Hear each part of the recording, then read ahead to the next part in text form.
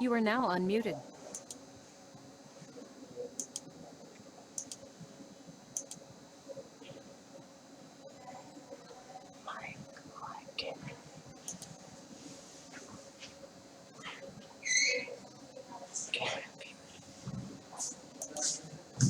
Good afternoon. Yeah, good afternoon everyone.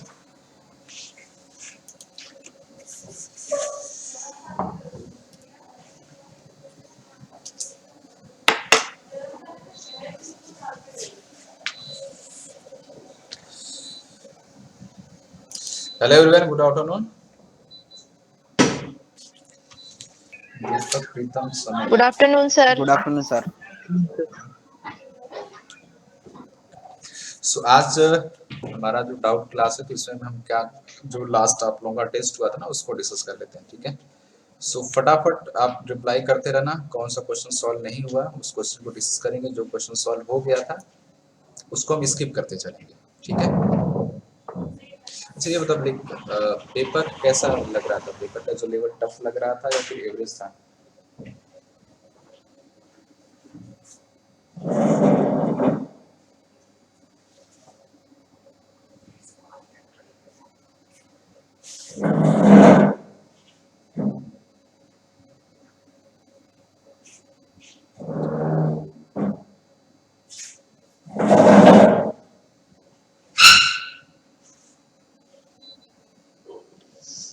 Deepak Pritam and सनु, मैं जो test दिया था उसमें क्वेश्चन था ही, अलग अलग टेस्ट दे दिया था। ये क्वेश्चन नहीं था जो अभी दिख रहा है स्क्रीन पे? ओके, सेट तो अलग क्वेश्चन था, 1/16 का चैप्टर था। नहीं हाँ तो ठीक, बोलिए वो वाला क्वेश्चन। नो नो लाइक हो सकता है कि जो लाइक सीक्वेंस ऑफ क्वेश्चन अलग होगा, बट ये क्वेश्चन सब मैं टेस्ट का ही क्वेश्चन आपको दिखा रहा हूँ। मैं टेस्ट नो पेपर सर, मैं टेस्ट ही अलग दे दिया था। टेस्ट में अलग क्वेश्चन दिया गया था। सर आप जो टेस्ट सेट किए थे हाँ वो हाँ वाला नहीं देके एक तो अलग वाला टेस्ट दे दिया था। ओके। अच्छा एक क्वेश्चन देख लो आप, एक क्वेश्चन नंबर 1 है, ये 2 है एंड ये 3 क्वेश्चन नंबर है। ये सब क्वेश्चंस नहीं थे? नो सर ऐसा नहीं था। ओके दीपक एंड सनु, ये सब क्वेश्चंस नहीं थे क्या? एक बार देख लो, बिकॉज आई थिंक एक्चुअली ये जो सर आपका मेरा तो सर मैंने बायो किया था तो सबमिट हो गया था, फिजिक्स केमिस्ट्री के क्वेश्चन नहीं देख पाया मैं। सर ये क्वेश्चंस नहीं थे, दूसरा एग्जाम हुआ था। सर आप इंडक्टेंस का क्वेश्चन दिए थे नहीं नहीं इंडक्टेंस का क्वेश्चन नहीं आया था, इंडक्टेंस का नहीं था तो उसमें इंडक्टेंस का क्वेश्चन था सर। उसमें। लाइक जो डायमेंशनल एनालिसिस है इससे रिलेटेड क्वेश्चंस हो सकते थे, लाइक किसी का डायमेंशन निकालना या फिर यूनिट निकालना, ऐसा हो सकता था। बट इंडक्टेंस का क्वेश्चन तो मैंने नहीं दिया था, like that is purely inductance involve इसमें हो। सर वो वाला अटेम्प्ट हुआ था हमसे जो पूरा सिलेबस का था, नहीं मॉक टेस्ट। ओके ओके, ये सब जो क्वेश्चन सभी आपको दिख रहा है ये तो सब क्वेश्चंस नहीं थे? नहीं थे सर, हम लोग टेक्निकल गलत इश्यूज थे टेस्ट तो वो कर दिए थे। गलत टेस्ट दे दिया था। ओके ओके ओके ओके, ठीक है ठीक है ठीक है ठीक है। सो हाँ चलो सर ये पीडीएफ प्रोवाइड कर देंगे? हाँ ये पीडीएफ अभी तो नहीं, आफ्टर क्लास आपको मिल जाएगा, डोंट वरी, ठीक है। ओके। आफ्टर क्लास आपको मिल जाएगा, कोई इशू नहीं है, ठीक है।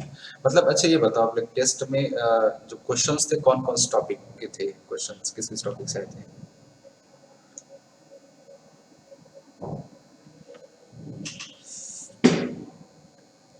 प्रीतम आपने फिजिक्स का अटेम्प्ट किया था सारा question, like just go through एक बार देखा था कौन किस तरह के क्वेश्चंस आए थे टेस्ट में?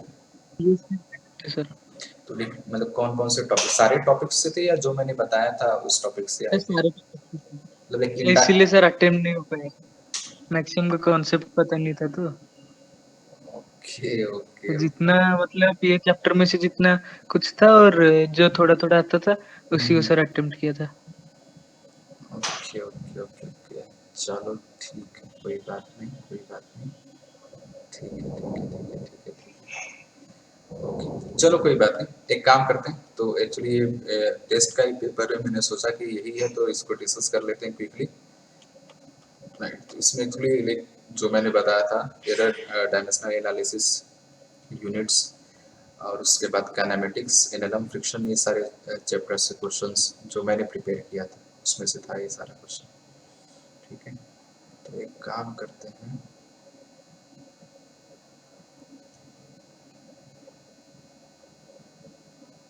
सर अभी एक एक करके सॉल्व कर देंगे। चलो एक काम करते हैं, आप लोगों के सामने एक क्वेश्चन के लिए कितना, एक 60, 120, 45, हाँ चलो एक क्वेश्चन के लिए आपको 30 सेकंड टू 1 मिनट का टाइम मिलेगा। जैसे क्वेश्चन नंबर 1 दिख रहा है ना सभी को clearly, if x is equal to at square plus bt cube where x is the distance traveled by the body in kilometer while t is the time in seconds then the unit of b is right। Sorry देखो answer आपके सामने है but आप खुद से एक बार try कर लो, फिर मैं फिर एक्सप्लेन भी करता हूँ इन सारी चीज़ों को।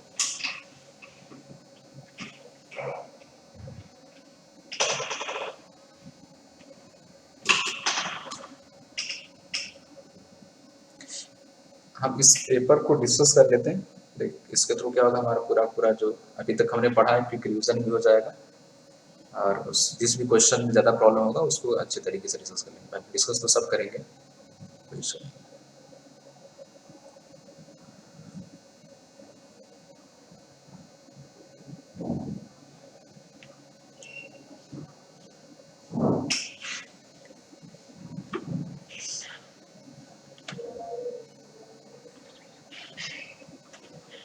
Harshita, are you able to see the question? Yes, sir. Okay, like how was the test? जो last test हुआ था उसमें physics कैसा था? Like, was it easy, tough or easy? Medium, sir. Okay, so like उसमें जो questions थे क्या entire syllabus of physics से था या फिर जो मैंने inform किया था उससे था? Sir, first I attended the mock test, sir. After I get to know that that was not the paper, and so after that I attend this paper only, sir. Okay. Okay, so okay. Like next time we'll take care of it. Okay, try this one. I think this is simple one right here. I can say the most easy question, right? According to principle of homogeneity, like if you are adding any two,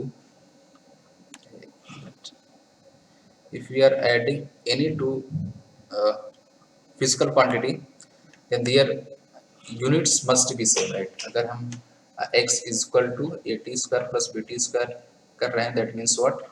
x is what? Distance. So distance का unit क्या होता है? Metre, right? So at square का भी unit क्या होना चाहिए? Metre में होना चाहिए। एंड bt क्यूब का भी यूनिट क्या होना चाहिए? मीटर में होना चाहिए। ठीक, जो भी है मीटर या किलोमीटर, जो भी, जैसे यहाँ पे किलोमीटर में दिया, ठीक है, तो किलोमीटर में होना चाहिए, राइट। सो अगर हमें अगर इसमें b का डायमेंशन पूछा, अगर हमें a का भी पूछता है यूनिट, तो हम क्या लिखते हैं? a t square, like unit of a t square should be equal to kilometre, right.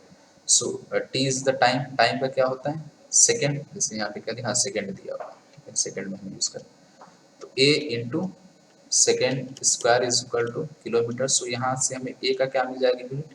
a का यूनिट हमें मिल जाएगा किलोमीटर पर second square, right. And similar way हम b का भी निकाल सकते हैं, क्या लिख सकते हैं? बी टी क्यूब का जो यूनिट होगा that will be equal to kilometre. So similarly what is t? t is second, so b का हमें क्या मिल जाएगा? b का हमें मिल जाएगा किलोमीटर पर सेकेंड क्यूब, ये हमें मिल जाएगा, राइट।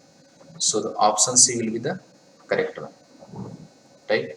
देखिए प्रिंसिपल ऑफ होमोजेनिटी क्या बोलता है? प्रिंसिपल ऑफ होमोजेनिटी बोलता है we can if you are adding any two physical quantity, अगर किसी दो फिजिकल क्वांटिटी को हम ऐड कर रहे हैं, सब्ट्रैक्ट कर रहे हैं, तो जो उनका यूनिट है वो सेम होना चाहिए, तभी हम उसको ऐड कर सकते हैं, अदरवाइज ऐड हम नहीं कर सकते या सब्ट्रैक्ट हम नहीं कर सकते। जबकि वो जो रूल है वो मल्टीप्लिकेशन या डिवीजन के लिए अप्लाई नहीं होता है, वो केवल अप्लाई होता है किसके लिए? फॉर एडिशन एंड सब्ट्रैक्शन के लिए।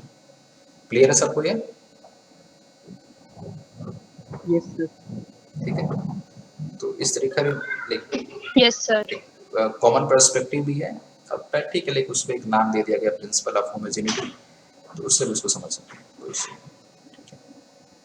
नेक्स्ट एक कैलकुलेशन वाला टर्म है, ठीक है। देखिए the value of g is 9.8 metre per second square, so find its value kilometre per our.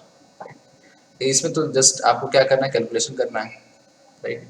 I hope कि सभी लोग कर लेंगे कैलकुलेशन, या फिर इसके लिए भी टाइम देना पड़ेगा। सर सेकंड वाला क्वेश्चन दिख नहीं रहे अच्छे से, थोड़ा ऊपर लेंगे। ओके ओके, सॉरी ये तो सही, सॉरी एक मिनट। अब दिख रहा है क्वेश्चन, क्वेश्चन नंबर 2। ये मैंने रिलेट करें। नो नहीं दिख रहा सर, अब अब भी नहीं दिख रहा। कि सर ऊपर नहीं जा रहे। सर ऊपर तो नहीं, फर्स्ट क्वेश्चन अभी। अभी फर्स्ट क्वेश्चन ही है।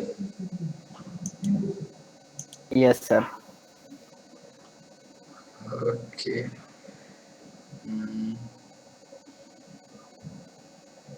Wait a second, check it. Hang होती है सर।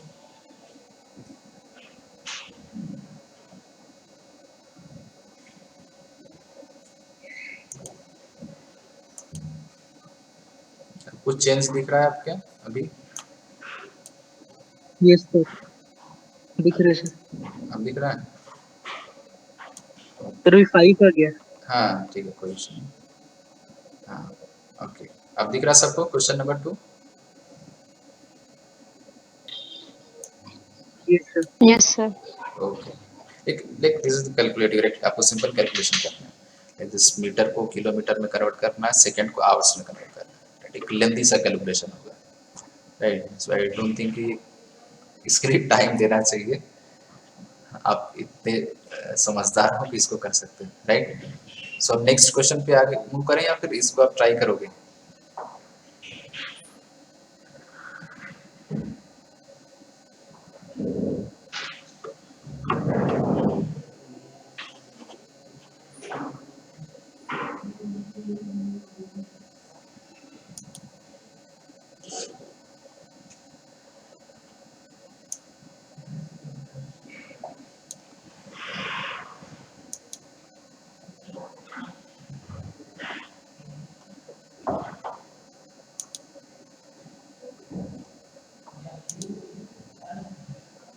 ओके, क्वेश्चन नंबर 2 के साथ साथ क्वेश्चन नंबर 3 भी आपको दिख रहा होगा।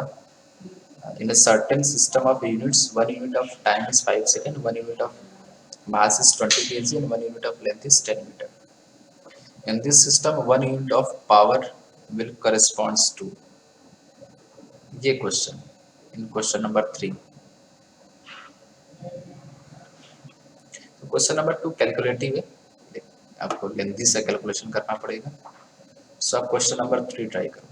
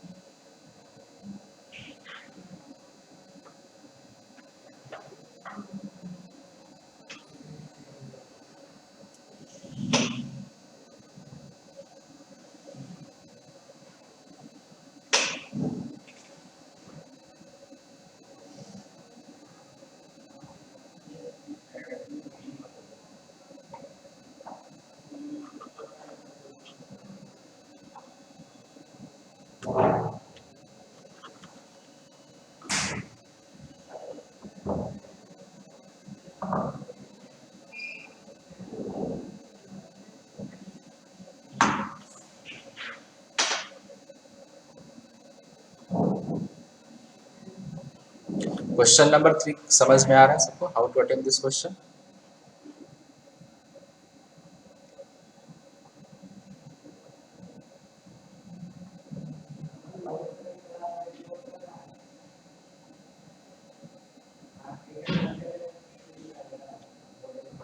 दीपक एंड प्रीतम,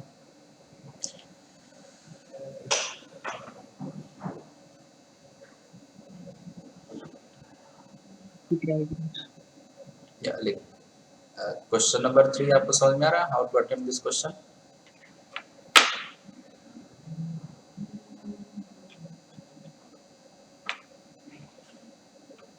जरूर. ओके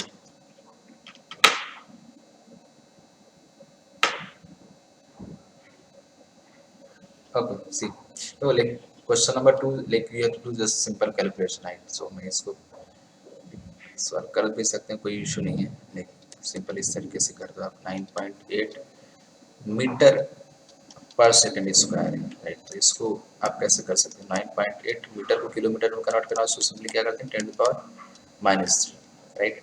एंड सेकंड स्क्वायर है तो सेकंड स्क्वायर को हमें अगर किस में कन्वर्ट करना, आवर्स में कन्वर्ट करना, तो 1 सेकंड इसको हम क्या लिख सकते हैं like this will be equal to 60 into like basically ये टर्म आ जाएगा राइट. इसको होल स्क्वायर एक लेंथी सा कैलकुलेशन आपको करना है आई थिंक दिस. तो ये जो वैल्यू आएगी finally this will come in kilometre per our. ये इस फॉर्म में आएगा ठीक है. तो ये सिंपल आपको इस तरीके से सॉल्व करना है. एंड क्वेश्चन नंबर 3 में अगर आप क्वेश्चन नंबर 3 देख पा रहे हो, क्वेश्चन नंबर 3 में क्या बोला in certain system 1 unit of time is 5 seconds, 1 unit of mass is 20 kg, 1 unit of length is 10 meter. So in this system 1 unit of power will corresponds to right. So power क्या होता है, power is equal to energy by time, energy by time. इसको हम थोड़ा सा break करते हैं इसको, लेकिन इन फॉर्म ऑफ यूनिट के फॉर्म्स में हम लिखते हैं ठीक है.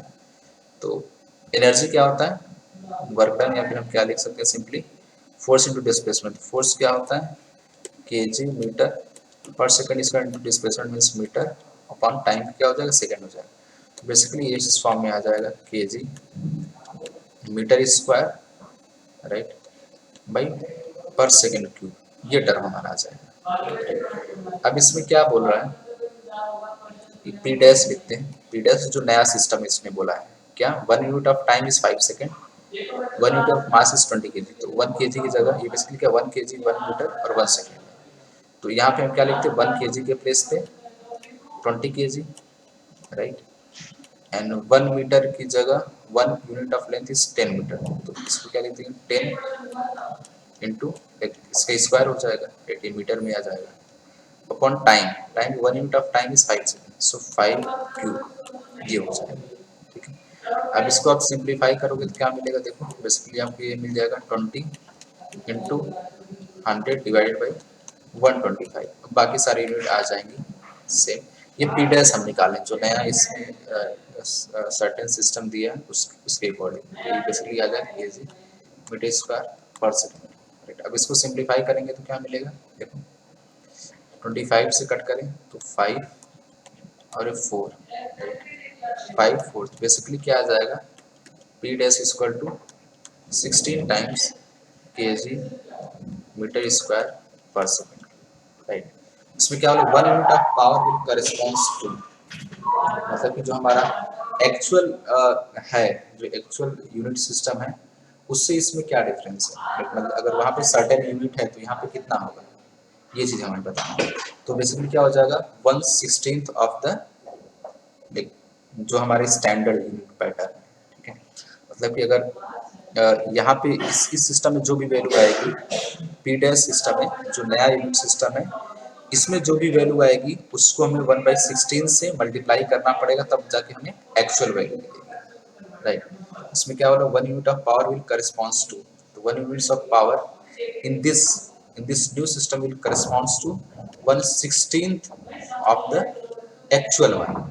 1/16 ऑफ एक्चुअल जो हमारा एक्चुअल है उसका क्या होगा 1/16 टाइम्स ये आएगा ठीक. इसका 1/16 टाइम हमारा एक्चुअल में है बेसिकली बात ये जो नया यूनिट सिस्टम है राइट.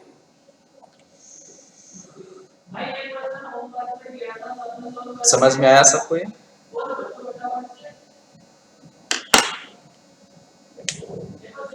निकिता है रिंकी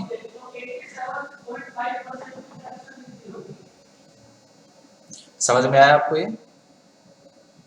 सर ये जो लास्ट को 1/16 बोले इसमें देखो एक क्वेश्चन पूछा क्या है 1 unit of power corresponds to right. मतलब कि जो नए सिस्टम में, जो नया सिस्टम इसने डिफाइन किया है, ठीक है, जो नया सिस्टम इसने डिफाइन किया, नए सिस्टम में जो 1 यूनिट ऑफ पावर है वो एक्चुअल जो यूनिट सिस्टम उसका उससे कैसे रिलेट करेगा, ठीक है। तो जो नया पी डैश हमने निकाला वो क्या आया, 16 times kg metre square per second cube, ये आया, ठीक है। तो इसका मतलब क्या हुआ कि जो एक्चुअल में आ रहा होगा उसका 16 टाइम्स यहाँ पर आ रहा है। तो अगर इसको एक्चुअल में कन्वर्ट करना है, इस पी डैश सिस्टम में हम किसी का वैल्यू अगर निकालेंगे पावर का, इसमें जो भी वैल्यू आएगी उसमें 1/16 से मल्टीप्लाई करेंगे तब जाके हमारा एक्चुअल आएगा। तो वो ये चीज पूछ रहा है कि 1 unit of power in this new system will corresponds to 1/16 of the actual one, ठीक है। जो भी इसमें वैल्यू आएगी नए यूनिट सिस्टम में उसका 1/16 हम लेंगे, 16 से डिवाइड करेंगे तब जाके हमारा एक्चुअल वैल्यू आएगा, ठीक है। ठीक है। दीपक, हर्षिता, समझ में आ गया आपको? Yes sir. ओके फाइन, चलो बढ़िया। इस अब कर इजी क्वेश्चन है स्टार्टिंग के, तो इसको थोड़ा क्विकली करते हैं, लास्ट में कुछ अच्छे क्वेश्चंस हैं तो इसमें थोड़ा टाइम हम ज़्यादा देते हैं। आप कर सिंपल है, unit of impulse is same as that of, right. Impulse क्या होता है, what is impulse? Linear impulse को कैसे रिप्रेजेंट हम करते हैं, linear impulse, impulse J is equal to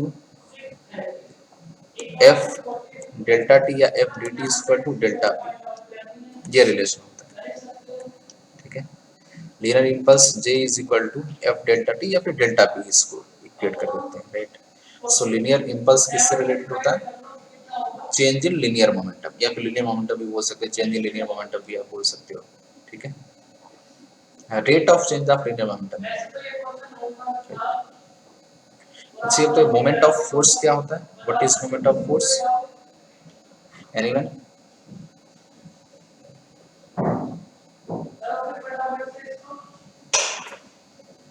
Anyone can tell me what do you mean by moment force? Actually जो moment force है ये टॉर्क को ही बोले जाता है, या फिर टॉर्क, या मोमेंट ऑफ फोर्स भी उसको बोलते हैं टॉर्क को, या मोमेंट फोर्स भी बोलते हैं। तो जब भी अगर आपको वर्ड मिले मोमेंट ऑफ फोर्स या फिर moment force, that means it's talking about the torque, like, ठीक है। किसी एक्सिस के अबाउट, किसी पॉइंट के अबाउट किसी फोर्स का क्या मोमेंट होगा, कितना वो रोटेट कर सकता है, उस चीज को ये बताता है मोमेंट फोर्स। बेसिकली एक टॉर्क का ही एक अनदर नाम है, ऐसा आप समझ सकते हो। क्लियर है सबको ये? बाकी चीजें तो पता है, rate of change of linear momentum and force, ठीक है। नेक्स्ट देखो, नेक्स्ट क्या बोल रहा है, what are the dimension of length in this, like force into displacement by time.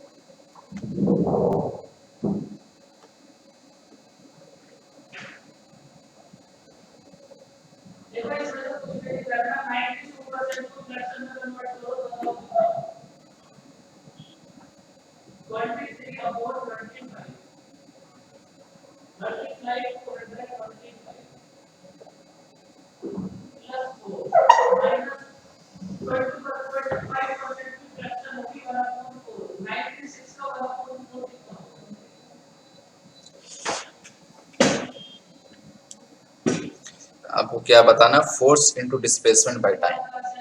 तो फोर्स का यूनिट क्या होता है, KG metre per second square into displacement means metre divided by time, that is second. इसको simplify करेंगे तो क्या मिल जाएगा, ये मिल जाएगा केजी मीटर स्क्वायर पर सेकंड क्यूब, राइट। तो यहाँ पे लेंथ का कितना आ गया, मीटर का स्क्वायर है, मतलब एल की पावर क्या आ जाएगा, इसको डायमेंशंस के फॉर्म में लिखो तो क्या आ जाएगा, m के पावर 1, l के पावर 2 एंड t के पावर -3। ये आपका डायमेंशनल फार्मूला हो गया इस जो भी क्वांटिटी दिया हुआ है इसका। बेसिकली ये पावर का dimensional formula. Force into displacement क्या हो जाएगा, वर्क डन और एनर्जी बाय टाइम। तो rate of change in energy क्या हो गई, पावर की बात कर रहे हैं, right. So force into displacement divided by time. तो यहाँ पे लेंथ का कितना आ जाएगा, l के पावर 2 है, आंसर क्या हो जाएगा 2 हो जाएगा। ठीक है, रिंकी सानू समझ में आ रहा है आपको? Yes sir. Yes sir. Okay चलो बढ़िया, ठीक है। तो नेक्स्ट को करते हैं, तो इसको क्विकली करते हैं। नेक्स्ट अच्छे क्वेश्चन जो हमें है ना उसको थोड़ा सा टाइम देते हैं, ज़्यादा बेटर होगा। ओके, इसको रीड करो। Time dependence of a physical quantity. ऐसे कोई एक सर्टेन फिजिकल क्वांटिटी दिया है, उसका टाइम डिपेंडेंस पूछ रहा है।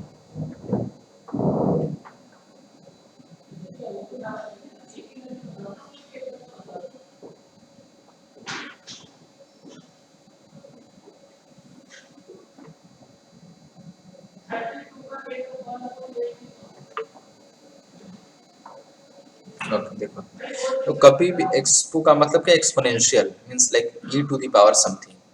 लाइक ये बेसिकली इस तरीके से p is equal to p naught e to the power minus alpha t square, right. तो कभी भी e के पावर में हो, राइट, या फिर आपको क्या मिले, log मिले, ln मिले, उसके अंदर लाइक ऐसे जो टर्म आएगा ये सब क्या होने चाहिए, ये सब यूनिट लेस क्वांटिटीज होनी चाहिए। This should be unit less, basically एक नंबर होना चाहिए, राइट। अगर 2-3 फिजिकल क्वांटिटी है, सो ओवरऑल जो होना चाहिए वो क्या होना चाहिए कि यूनिट लेस फिजिकल क्वांटिटी होना चाहिए, राइट। सो यहाँ पर जो e के पावर में टर्म है, e के पावर में टर्म क्या, alpha into t square, this should be unit less, एक यूनिट लेस फिजिकल क्वांटिटी होनी चाहिए, दोनों कंबाइन मिला के, राइट। तो अगर t is time, so alpha क्या होना चाहिए उसके लिए, alpha should be 1/t square means what, 1/सेकंड स्क्वायर, या फिर हम क्या बोल सकते हैं per second square, right. So alpha का यूनिट क्या होना चाहिए, पर सेकंड स्क्वायर होना चाहिए, so that alpha into t square क्या हो जाए, एक यूनिट लेस फिजिकल क्वांटिटी हो जाए। तो ये चीज याद रखना, e एक्सपोनेंशियल के पावर कुछ ऐसा टर्म हो, या फिर log हो, ln हो, ऐसा कुछ अगर आपको टर्म दिया है तो उसके अंदर ये जो भी पार्ट है ये क्या होना चाहिए, एक यूनिट लेस फिजिकल क्वांटिटी होनी चाहिए, ठीक है। इस चीज को ध्यान रखें। समझ में आ गए?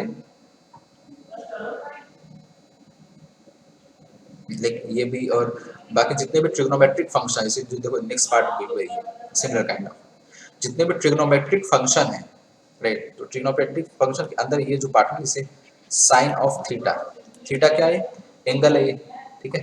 तो एंगल का खैर इसमें हम जो डायमेंशनल फॉर्मूला लिखते हैं उसमें उसको रिप्रेजेंट कहीं नहीं करते, बट अभी के लिए जो हम पढ़ रहे हैं उसमें नहीं कर रहे हैं। तो this quantity should be unit less, क्या होना चाहिए, यूनिट लेस फिजिकल क्वांटिटी होनी चाहिए, राइट। तो ये जो थीटा वाला टर्म, जैसे यहाँ पे क्या C T should be unitless, ये क्या होना चाहिए, यूनिट लेस फिजिकल क्वांटिटी होनी चाहिए, राइट। तो यहाँ से सी क्या हो जाएगा, सी किसके ऊपर 1/t मींस व्हाट, सी का यूनिट क्या हो जाएगा, पर सेकंड हो जाएगा, ठीक है। इन सिमिलर वे ये क्या dx, ठीक है, dx should be unit less, right. So d क्या हो जाएगा, d 1/x के प्रोपोर्शनल होगा, सो d की यूनिट क्या आ जाएगी, d की यूनिट आ जाएगी पर मीटर, राइट, ऐसे आ जाएगा, ठीक है, राइट, लाइक दिस। एक मिनट, तो d की यूनिट क्या आ जाएगी, पर मीटर आ जाएगा, राइट। तो हमें c का मिल गया, d का मिल गया। अब इसमें आप देखो, अब क्या बोल रहे हैं,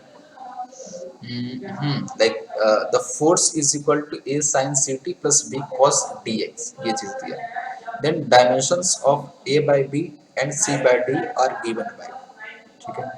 तो c by d का तो हमें पता चल गया। अब देखो c by d आप निकालो, क्या आपको मिल जाएगा, c by d, तो c by निकालोगे पर सेकंड बाय पर मीटर, तो बेसिकली क्या आ जाएगा, मीटर पर सेकंड आ जाएगा c by d, ठीक है। तो c by d क्या मिल जाएगा आपको, मीटर पर सेकंड मिल जाएगा, सॉरी एक मिनट इसके ऊपर जाएगा, हाँ ठीक है। c by d आपको क्या मिल जाएगा, मीटर पर सेकंड मिल जाएगा, राइट। तो और क्या आपसे पूछा a by b का। अब देखो इसमें क्या है, इसमें अगर आप देखो तो force is equal to A sine C T plus B cos D X, right. इसमें क्या है, साइन ऑफ समथिंग, लाइक जो साइन की वैल्यू क्या होती है उसका रेंज क्या होता है, -1 to 1 होता है, बट उसका कोई यूनिट नहीं होता है। एंड कॉस या कोई भी जो भी ट्रिग्नोमेट्रिक फंक्शंस हैं, साइन कॉस टेन, राइट, उसका क्या कोई यूनिट नहीं होता, ठीक है। तो अब इसको लाइक अब जो भी वैल्यू हम यहाँ पे सी टी की वैल्यू पुट करेंगे, उसके बाद क्या कोई ना कोई एक वैल्यू देगा इन बिटवीन -1 to 1 के बीच, ठीक है। तो ये जो ए और बी है वो क्या होना चाहिए, like we are adding what, f is equal to a plus b, ऐसा हम बोल सकते हैं। इफ यू पुट, अगर हम t की कुछ वैल्यू पुट करते हैं और x की कुछ वैल्यू पुट करते हैं, ठीक है। तो a और b का जो यूनिट है वो किसके इक्विवेलेंट होना चाहिए, this should be equivalent to force, right, according to principle of homogeneity. हम सिमिलर फिजिकल क्वांटिटी जिनका यूनिट सेम हो उन्हीं को हम ऐड या सब्ट्रैक्ट कर सकते हैं, ठीक है।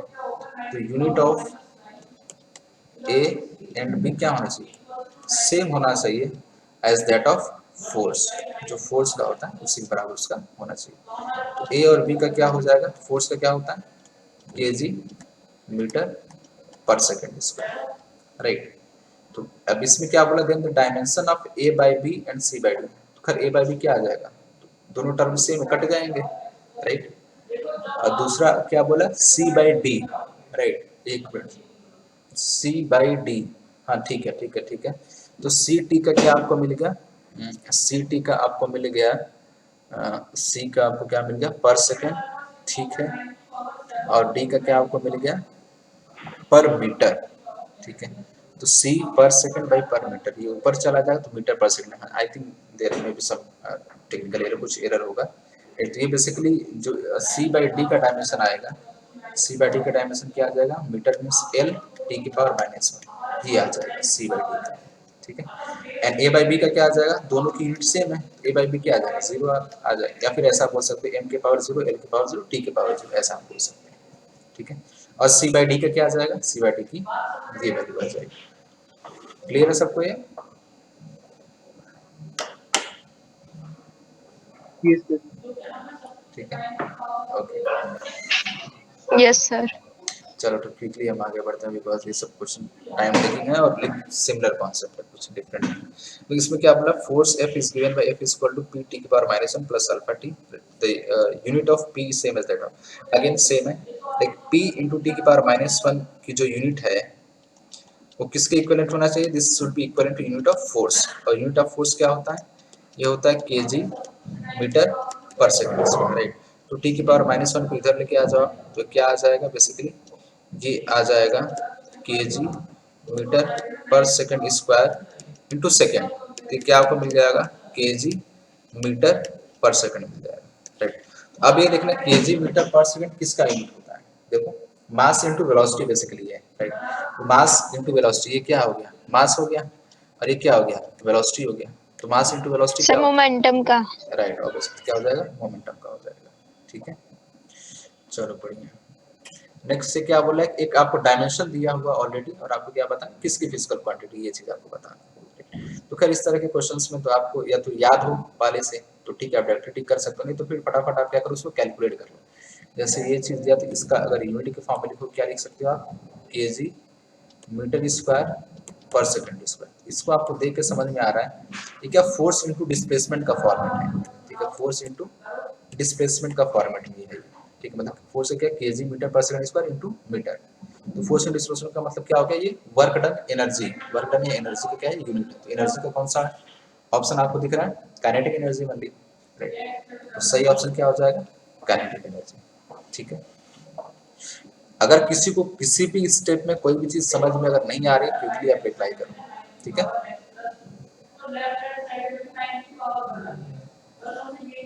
ओके, देखो अब इसमें आपसे क्या पूछा है, length breadth thickness of a block is given like this, volume of block up to correct significant figure. तो वॉल्यूम क्या होता है, volume is equal to length into breadth into thickness, ठीक है। अब इसको जब आप मल्टीप्लाई करोगे तो आपको एक अच्छा खासा टर्म मिलेगा बड़ा सा, राइट। तो जब भी मल्टीप्लिकेशन और डिवीजन होता है, जब भी क्या होता है मल्टीप्लिकेशन एंड डिवीजन जब भी होता है, उस सिचुएशन में जो रिजल्ट आएगा आफ्टर मल्टीप्लाई और आफ्टर डिवाइड, उसमें जो सिग्निफिकेंट फिगर्स हम काउंट करते हैं वो मल्टीप्लिकेशन या डिवीजन में जो टर्म होता है उसमें जो minimum number of significant figures होते हैं वो हमारा रिजल्ट का मिनिमम सिग्निफिकेंट फिगर होना चाहिए। ठीक है, जैसे यहाँ पे क्या है, अगर आप लेंथ को देखो तो लेंथ में 2 सिग्निफिकेंट फिगर है, ब्रेथ में 1 है और टाइम में 3 सिग्निफिकेंट फिगर्स हैं। राइट, तो सबसे कम किसका है, ब्रेथ का, मतलब सबसे minimum number of significant figures कितना है, 1 है। तो जो हमारा रिजल्ट आएगा वॉल्यूम का उसमें भी केवल एक ही सिग्निफिकेंट फिगर होना चाहिए। ठीक है, तो जो आंसर आपका आता है अप्रोक्सीमेटली 1.7 समथिंग कुछ आएगा। राइट, तो सही आंसर क्या हो जाएगा, बी वाला, क्योंकि 2 × 10 टू पावर कोई भी टर्म अगर यहाँ पे n है तो 10 के पावर ये जो टर्म है ये सिग्निफिकेंट फिगर्स में काउंट नहीं होता है, केवल इसके मल्टीप्लिकेशन में जो टर्म होता है उसको हम केवल सिग्निफिकेंट टर्म काउंट करते हैं।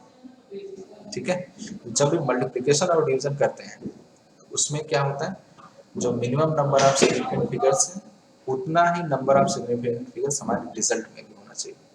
when we multiply or divide any 2 3 any number of physical quantity, किसी भी टर्म को हम अगर मल्टीप्लाई या डिवाइड करते हैं। समझ में आया सबको ये?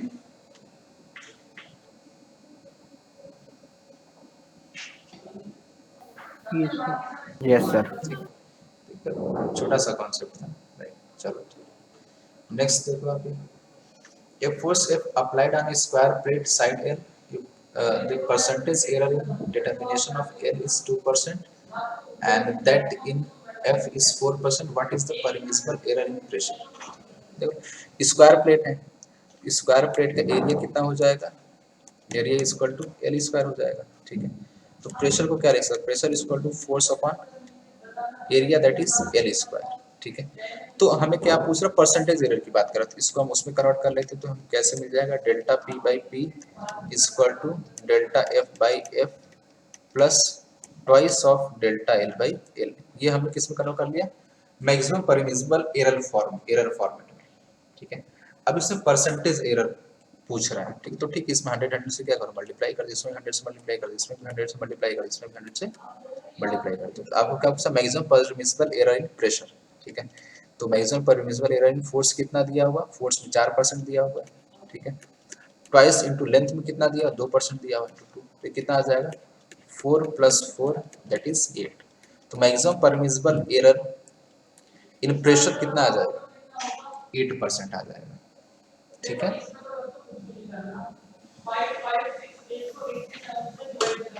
निकिता रिंकी समझ में आया आपको ये?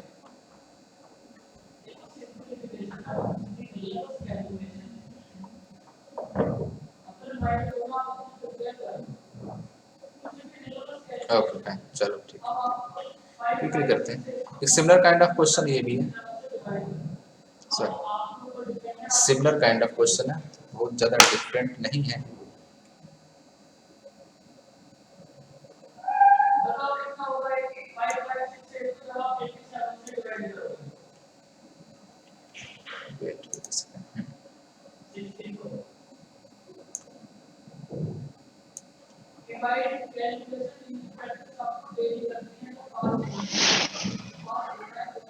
सर ये आर स्क्वायर है, एक्चुअली आर स्क्वायर, ये आर स्क्वायर है, okay sir. R square. Sir वो A इक्वल टू क्या लिखा है बोल दीजिए, क्लियर नहीं है सर।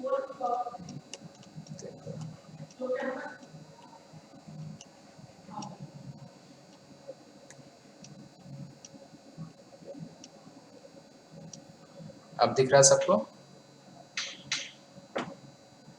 यस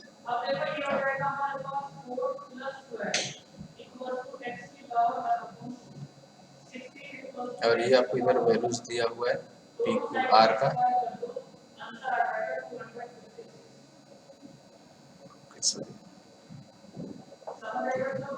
जो वैल्यूज दिया हुआ उसको नोट डाउन कर लेना। The percentage error of measurement in P Q R and S are respectively as 1%, 2%, sorry 1%, 3%, 0.5% and 0.33% respectively.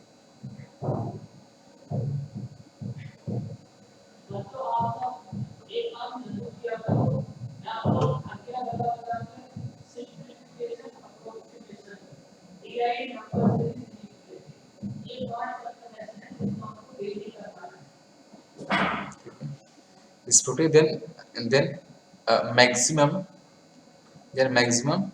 Percentage error in a, ये चीज आपको बताना है, ठीक है।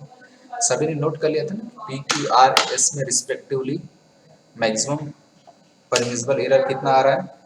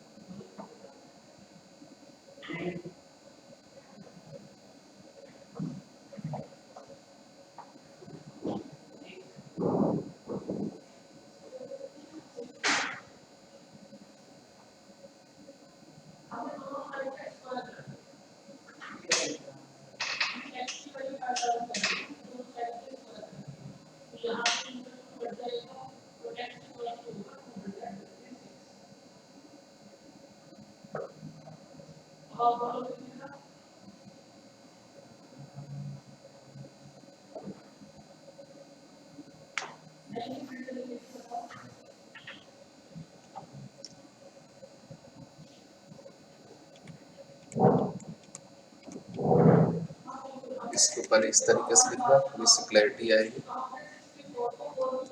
p की पावर 1/2, q की पावर 1/2, नीचे क्या आ जाएगा r स्क्वायर और s, तो ज़्यादा इजी आपको समझ में आएगा।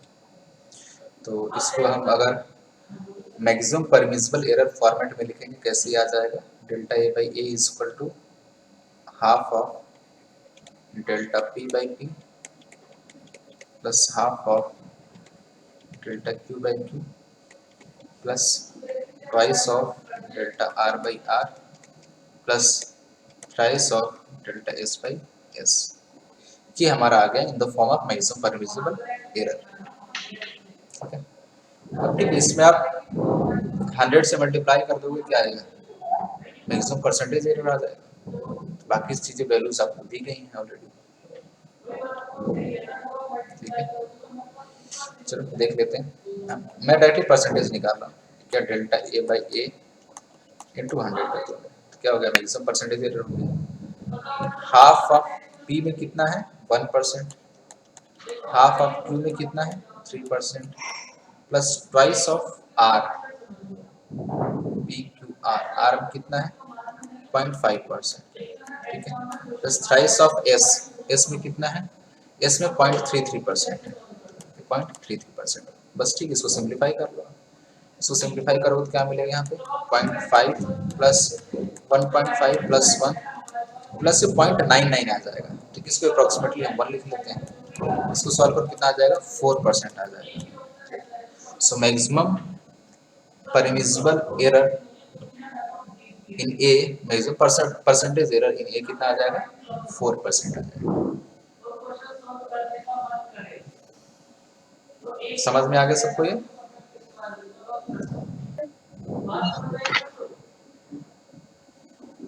किसी को कुछ पूछना है इसमें? बिकॉज लाइक सेम कॉन्सेप्ट अभी जो हम 2-3 क्वेश्चंस किए, ठीक है, काफी कर चुके हैं इसमें। तो नेक्स्ट बढ़ते हैं। ये थोड़ा सा अलग नहीं, सिमिलर काइंड है, कुछ अलग नहीं, ठीक है, सिमिलर ही है। इसमें आपको क्या दिया हुआ? Specific resistance rho is equal to pi small R square into capital R divide by K, ये आपको दिया हुआ स्पेसिफिक रेजिस्टेंस का।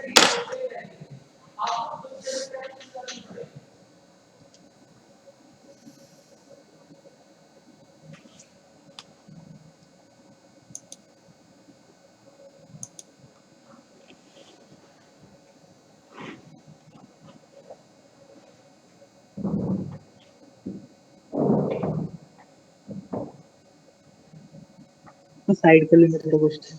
ओके, ठीक है, ठीक है, ठीक है।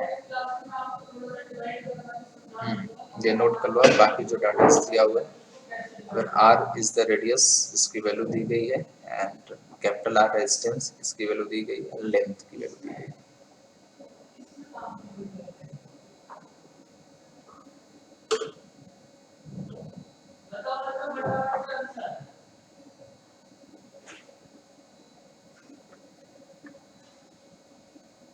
ठीक है, आप क्या बताना, maximum sorry percentage error in specific resistance, ये आपको बताना।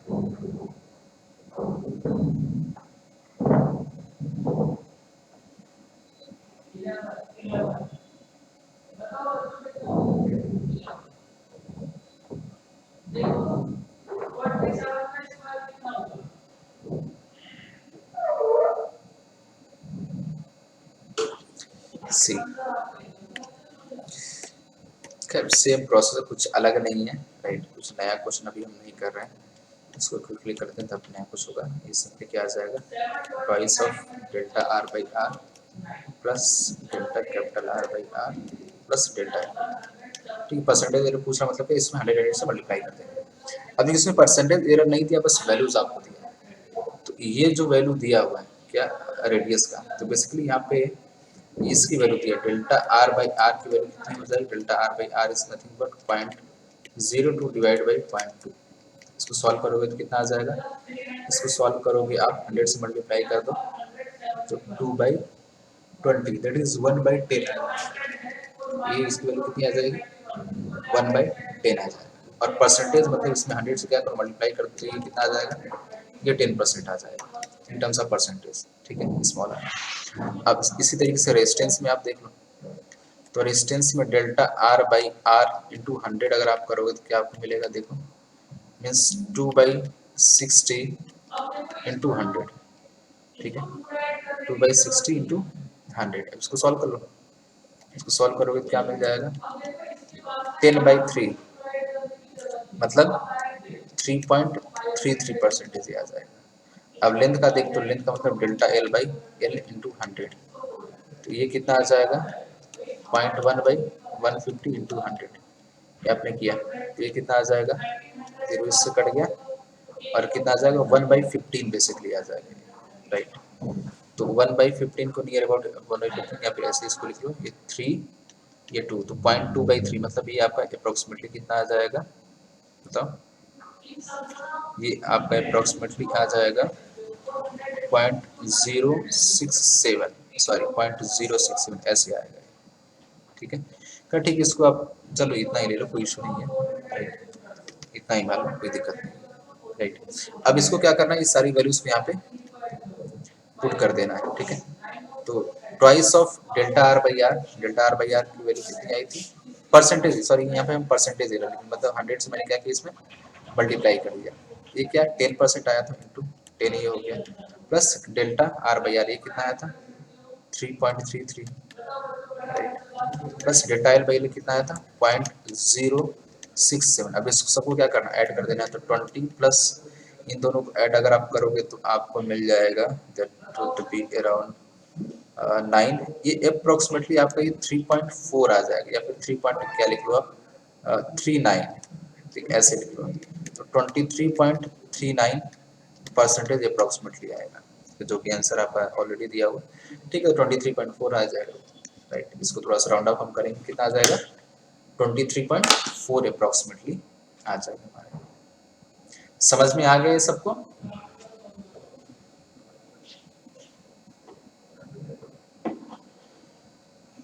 Yes sir. Okay. Yes sir. तो नेक्स्ट अभी काइनेमेटिक्स का क्वेश्चन है, थोड़ा अच्छा क्वेश्चन। Yes sir. ओके, बढ़िया बढ़िया, that's very good. Okay, kinematics का क्वेश्चन है, देखो आप,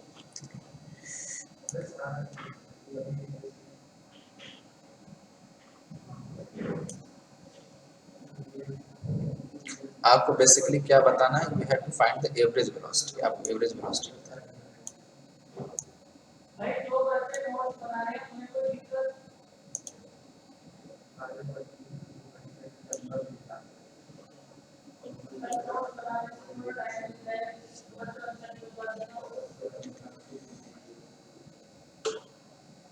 A body covers first 1/3 part of its journey with a speed 2 meter per second, next 1/3 with a velocity this, rest of the journey with the velocity this, the average velocity of the body will be,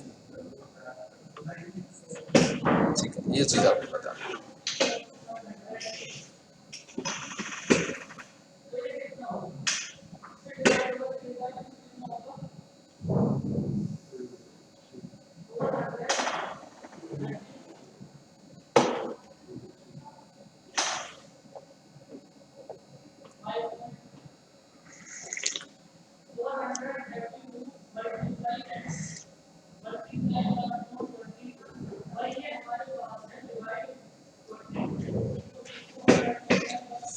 ये समझ में आ रहा है सबको कैसे solve करना है? The average velocity of the body will be, आपको क्या बताना है? एवरेज वेलोसिटी बताना है, ठीक है।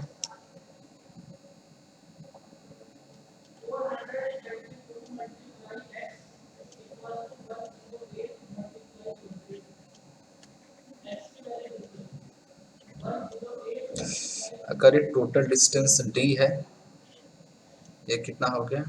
d/3, दिस ऑल्सो भी d/3, दिस ऑल्सो भी d/3, ठीक है। तो फर्स्ट 1/3 ऑफ जर्नी जो है कितने ट्रेवल कर रहे हैं? Is travelling with 2 metre per second, next 1/3 travelling with 3 metre per second and next 1/3 travelling with 6 metre per second, right. Average velocity क्या होता है? Average velocity, average velocity is equal to displacement, sorry, total displacement upon total time, right. Displacement upon total time, delta t लिख देते हैं इसको। इसमें ऐसा सच कुछ बोला नहीं है कि डायरेक्शन चेंज हो रहा है, तो हम स्ट्रेट लाइन मानेंगे, राइट। हम मानेंगे कि स्ट्रेट लाइन ये ट्रेवल कर रहे हैं, तो टोटल डिस्प्लेसमेंट या डिस्टेंस कितना आ जाएगा? ये डी आ जाएगा, राइट। और टोटल टाइम कितना आ जाएगा? अब देखो इसको t1 t2 t3 अगर आप निकालोगे तो t1 कितना आ जाएगा? Time is equal to distance upon velocity, means d/3/2, तो बेसिकली कितना आ जाएगा? d/6 आ जाएगा। इन सिमिलर वे अगर आप t2 निकालोगे तो ये कितना आ जाएगा? d/9 आ जाएगा, और t3 आप निकालोगे तो ये कितना आ जाएगा? d/18 आ जाएगा, ठीक है। ये आपका तो टाइम, इसको क्या करो पूरा t1 plus t2 plus t3 add कर दो, तो ये कितना आ जाएगा? d/6 plus d/9 plus d/80, right. ये चीज हो जाएगी। अब ठीक एलसीएम ले लो आप सिंपली, तो डी डी कट जाएगा, यहाँ पे एलसीएम लोगे तो क्या आपको 18 आ जाएगा। इसको सॉल्व करोगे तो क्या आपको मिलेगा? 3 + 2 + 1, ये 6 आ जाएगा। तो बेसिकली आपको आ जाएगा 18/6, मतलब कितना आ गया? 3 metre per second. So average velocity will be 3 metre per second, ठीक है। एवरेज वेलोसिटी का सिंपल फार्मूला होता है क्या? Total displacement upon total time taken, ठीक है। तो मैंने डी मान लिया, और क्या दिया? तो हाँ, ये इतने पार्ट में ये वेलोसिटी, इतने पार्ट में ये वेलोसिटी, इतने पार्ट में ये वेलोसिटी, इंडिविजुअली मैंने क्या किया? टाइम निकाल लिया, उसको सॉल्व कर लिया, तो सॉल्व करने के बाद हमें एवरेज वेलोसिटी। क्लियर है सबको ये? Nikita, Rinki, Yes, sir.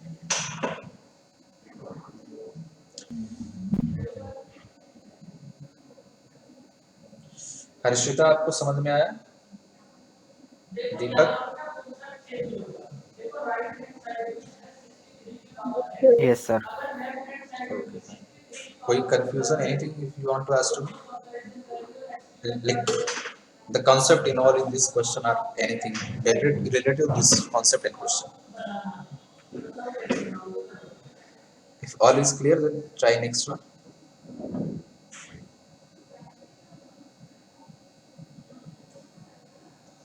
Similar kind of question is this also, right? Similar question आपको इसमें एवरेज क्या पूछ दिया? एवरेज स्पीड पूछ दिया, ठीक है। फर्स्ट में आपको एवरेज वेलोसिटी पूछा, तो इसमें एवरेज स्पीड पूछ लिया।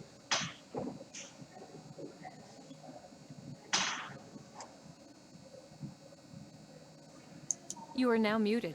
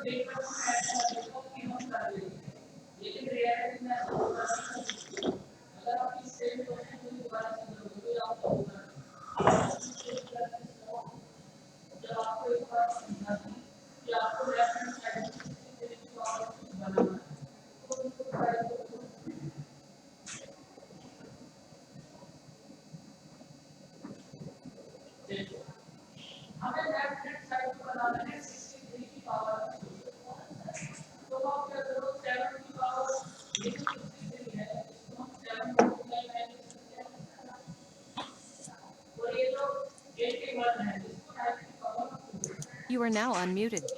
Okay, see this question. Simple है. A to B, let us suppose distance is d, right? So what is average speed? Average speed is equal to total distance traveled divided by total time taken, right? So A से B जाने में first time distance travel is d, then again B to A नाम distance travel कितना हो गया? d हो गया. तो total distance travel कितना हो गया? 2d हो गया, right? अब टाइम हमें बताना है. टाइम कितना होगा? तो first from A to B जाने में अगर t1 टाइम लगा तो t1 टाइम कितना हो जाएगा? डिस्टेंस बाई स्पीड कितना होगा? 20. टी टू बी टू ए आने में distance is D, speed is 30. So total कितना हो जाएगा? t1 plus t2. तो कितना आ जाएगा? d by 20 plus d by 30. बस इसको सिंप्लीफाई कर लो आप. तो डी डी कैंसिल आउट हो जाएगा, ऊपर क्या बचेगा? 2. और इसका अगर आप एलसीएम लोगे तो क्या आएगा? 60. ठीक है, 60, ये 3 प्लस 2, राइट? तो ये कितना आ जाएगा? 2 इंटू 60 बाई 5. ठीक है, 5 से कितना आ जाएगा? 1 एंड 4. ठीक है, is I am right? Wait a second. ठीक है, ठीक है, ठीक है. Next 60, then it will be 5. So कितना आ जाएगा? 28 आ जाएगा. 28 किलोमीटर पर आवर. फिर ये 12 होगा. What? Oh, sorry, तो sorry, 12 sorry, होगा ना, sorry. 14 हाँ हाँ हाँ, sorry, sorry, 14 sorry, ये 12 है. sorry. Right, yes, ये 24 आ जाएगा. हाँ ठीक है, वही चीज़ मैं सोच रहा था, कहीं मिस्टेक हो रहा लग रहा था. ठीक है, ठीक है, ठीक है. Okay, thank you. ठीक है, ओके. अच्छा ये बताओ, इन दिस प्रोसेस, ये जो प्रोसेस दिया गया इसमें अगर एवरेज स्पीड पूछे तो कितना आएगा? What will be average speed? Sorry, average velocity. Average speed तो हमने निकाल ही लिया. What will be average velocity in the same situation? Anyone? फिर 0, डिस्प्लेसमेंट 0 हो रही है. Exactly, exactly, because in the prospect A से बी जा रहा है, फिर बी से ए आ जा रहा है, तो नेट डिस्प्लेसमेंट क्या हो जा रहा है? 0 हो जा रहा है. तो एवरेज वेलोसिटी क्या हो जाएगी? ये 0 हो जाएगी. बहुत बढ़िया. ओके,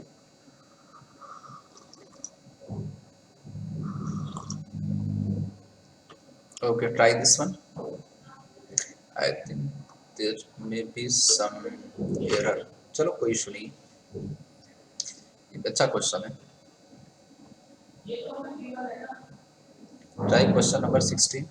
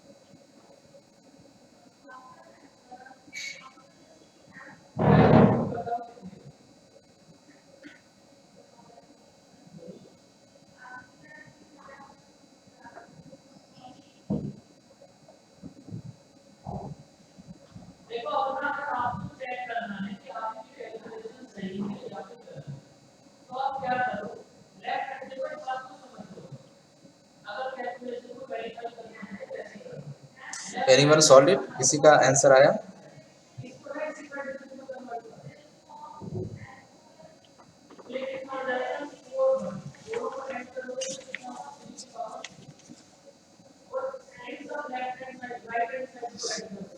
सी देखो,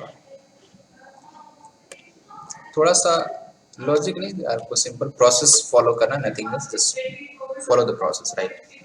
क्या बोल रहा है? Particle is falling freely under gravity. Let's suppose particle है और ऐसे ही अंडर ग्रेविटी फ्री फॉल हो रहा है। सो क्या बोला? In first t second it covers distance x1। Let's suppose यहाँ से यहाँ ये x1 डिस्टेंस कवर किया in time t, and next t second it covers distance x2। मतलब यहाँ से यहाँ आने में जो टाइम t लगा उस टाइम में कितना इसने डिस्टेंस कवर किया? इसने जो डिस्टेंस कवर किया x2, x2 इज व्हाट? ये डिस्टेंस है बेसिकली, ठीक है, ये डिस्टेंस है, ठीक है। तो आपको क्या बताना है? Then t is given by, आपको t in terms of x1 x2 बताना है, ठीक है। Particle free fall that means what? इसकी इनिशियल वेलोसिटी क्या है? 0, ठीक है। तो डिस्टेंस का फॉर्मूला क्या होता है आपको पता होगा, s equal to ut plus half at², ठीक है। अब u 0 है तो फर्स्ट लिखते हैं t टाइम में डिस्टेंस कितना कवर किया? x1 इक्वल टू ये 0 हो गया हाफ g इंटू t², ठीक है। ये हो गया फर्स्ट रिलेशन हमारा। अब एक काम हम करते हैं, हमें देखते हैं कि यहाँ से लेट अस सपोज ये पॉइंट A है, ये B है, ये C है, ठीक है। तो A से B आने में टाइम लगा t और डिस्टेंस ट्रेवल किया x1, राइट। एंड B से C आने में टाइम लगा t, डिस्टेंस ट्रेवल किया x2। तो A से C आने में पार्टिकल को कितना टाइम लग रहा है? 2t means t plus t that is 2t, right. And distance कितना ट्रेवल किया टोटल? x1 प्लस x2, ठीक है। टोटल डिस्टेंस कितना ट्रेवल करेगा? ये x1 plus x2 distance travel करेगा, राइट। तो अगर मैं a टू c के लिए लिखूं इक्वेशन, देखो अगर मैं a टू c के लिए सिंपली लिखूं तो मैं क्या लिख सकता हूं? फॉर a टू c मैं सिंपली लिख सकता हूं x1 प्लस x2, राइट। नहीं सॉरी एक minute, it covers distance x2 x1 in next it covers distance x2, हाँ ठीक है, इट्स ओके। तो मैं क्या लिख रहा हूँ? टोटल 2t टाइम की मैं बात कर रहा हूँ, right. Particle released from point A and reached at point C, ठीक है। This would be equal to initial velocity 0 plus half g into what is time? Time is 2t², ये हो, ठीक है। इसको सिंप्लीफाई करेंगे तो हमें क्या मिल जाएगा? देखो ये हमें मिल जाएगा x1 plus x2 is equal to basically 2g t², ठीक है। कितना मिल गया? 2g t² मिल गया। हमें क्या बताना? हमें t बताना है, राइट। अब t बताना है तो बताओ इसमें कैसे इसको सिंप्लीफाई कर सकते हैं? How we can simplify this?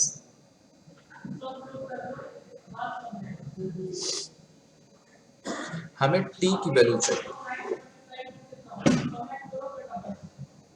we need value of t।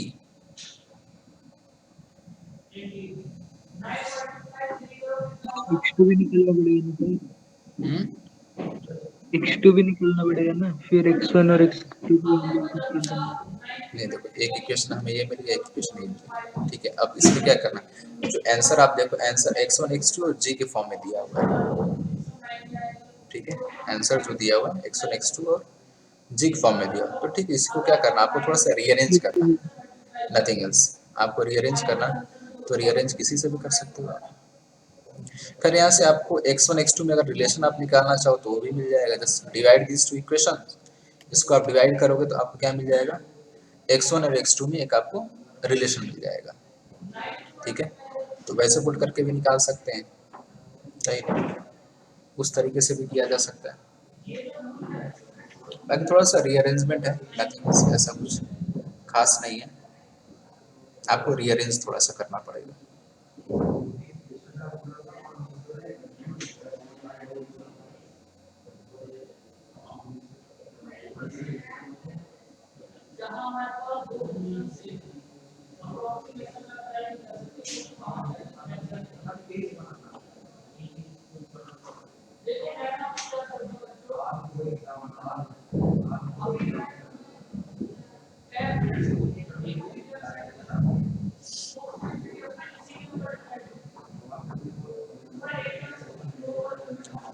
देखो अब इसको अगर आप सिंप्लीफाई, देखो कई तरीके से इसको सिंप्लीफाई कर सकते हैं, कोई इश्यू नहीं है। ठीक है, यहाँ से आपको x1 x2 में एक रिलेशन भी निकाल सकते हो आप, फिर उसको इस वैल्यू पुट करके उसको चेक भी कर सकते हो। बेसिकली आपको क्या t बताना है ना, तो t इक्वल टू, खैर आप यहाँ से भी t को x1 के टर्म्स में बता सकते हो, ये जो आपका इक्वेशन है। अगर इसको अगर आप सिंप्लीफाई करोगे आपको t इक्वल टू बेसिकली क्या मिल जाएगा, t equal to square root of 2x1/g। ठीक है, बट इस फॉर्मेट में कोई आंसर आपको नहीं दिया, राइट, इस फॉर्मेट में कोई आंसर आपको नहीं दिया गया, आपको उस फॉर्मेट में कन्वर्ट करना पड़ेगा। अब इससे निकाल लो आप यार, क्या ही है, जो सेकंड वाला है, यहाँ से t आप निकालो तो यहाँ से आपको क्या मिल जाएगा, x1 प्लस x2/2g, राइट। तो t की वैल्यू इस तरीके से भी लिख सकते हैं और इस तरीके से भी लिख सकते हैं। एक्चुअली इसमें आंसर में थोड़ा सा करेक्शन था, राइट, आंसर एक्चुअली ये है, ये जो ऊपर 2 लिखा हुआ है यहाँ पे डी ऑप्शन में, ऊपर नहीं था नीचे था, एक्चुअली करेक्ट आंसर यही है। ये क्या है, कुछ इस तरीके से x1 प्लस x2/2g, ये करेक्ट आंसर है। ठीक है, जो 2 इसमें ऊपर लिखा हुआ वो नहीं, इस पर मतलब कि ये भी आंसर हो जाएगा और ये भी आंसर हो जाएगा। अगर x1 x2 के फॉर्म में दिया हो तो ये वाला हो जाएगा, ये वाला अगर केवल x1 के फॉर्म में दिया तो ये वाला हो जाएगा, और अगर केवल x2 के फॉर्म में दिया हो तो काम करो आप 2 में से 1 को सब्ट्रैक्ट कर दो आप, सब्ट्रैक्टिंग 1 फ्रॉम 2। ठीक है, 2 में से 1 को सब्ट्रैक्ट करोगे तो आपको क्या मिल जाएगा, x2 equal to 2gt² minus half gt²। तो बेसिकली आपको क्या मिल जाएगा, ये आपको मिल जाएगा 3/2 gt²। ठीक है, तो t कितना आ जाएगा इन फॉर्म ऑफ x2 कितना आ जाएगा, 2x2/3g, इस फॉर्म x2 के फॉर्म में मिलेगा। तो जिस भी फॉर्म में आपको आंसर बताना उस फॉर्म में आप आंसर बता सकते हैं। तो डिपेंड करता है कि किस तरह के ऑप्शंस आपके सामने दिए, राइट। बेसिकली कई बार दिक्कत क्या होता है, बच्चे क्या करते हैं, इस बी पॉइंट पर भी वेलोसिटी निकालेंगे, फिर उसको B to C equation of motion लिखेंगे, तो बी पे भी वेलोसिटी निकाल लेंगे, फिर उसके बाद इक्वेशन ऑफ मोशन लगाएंगे।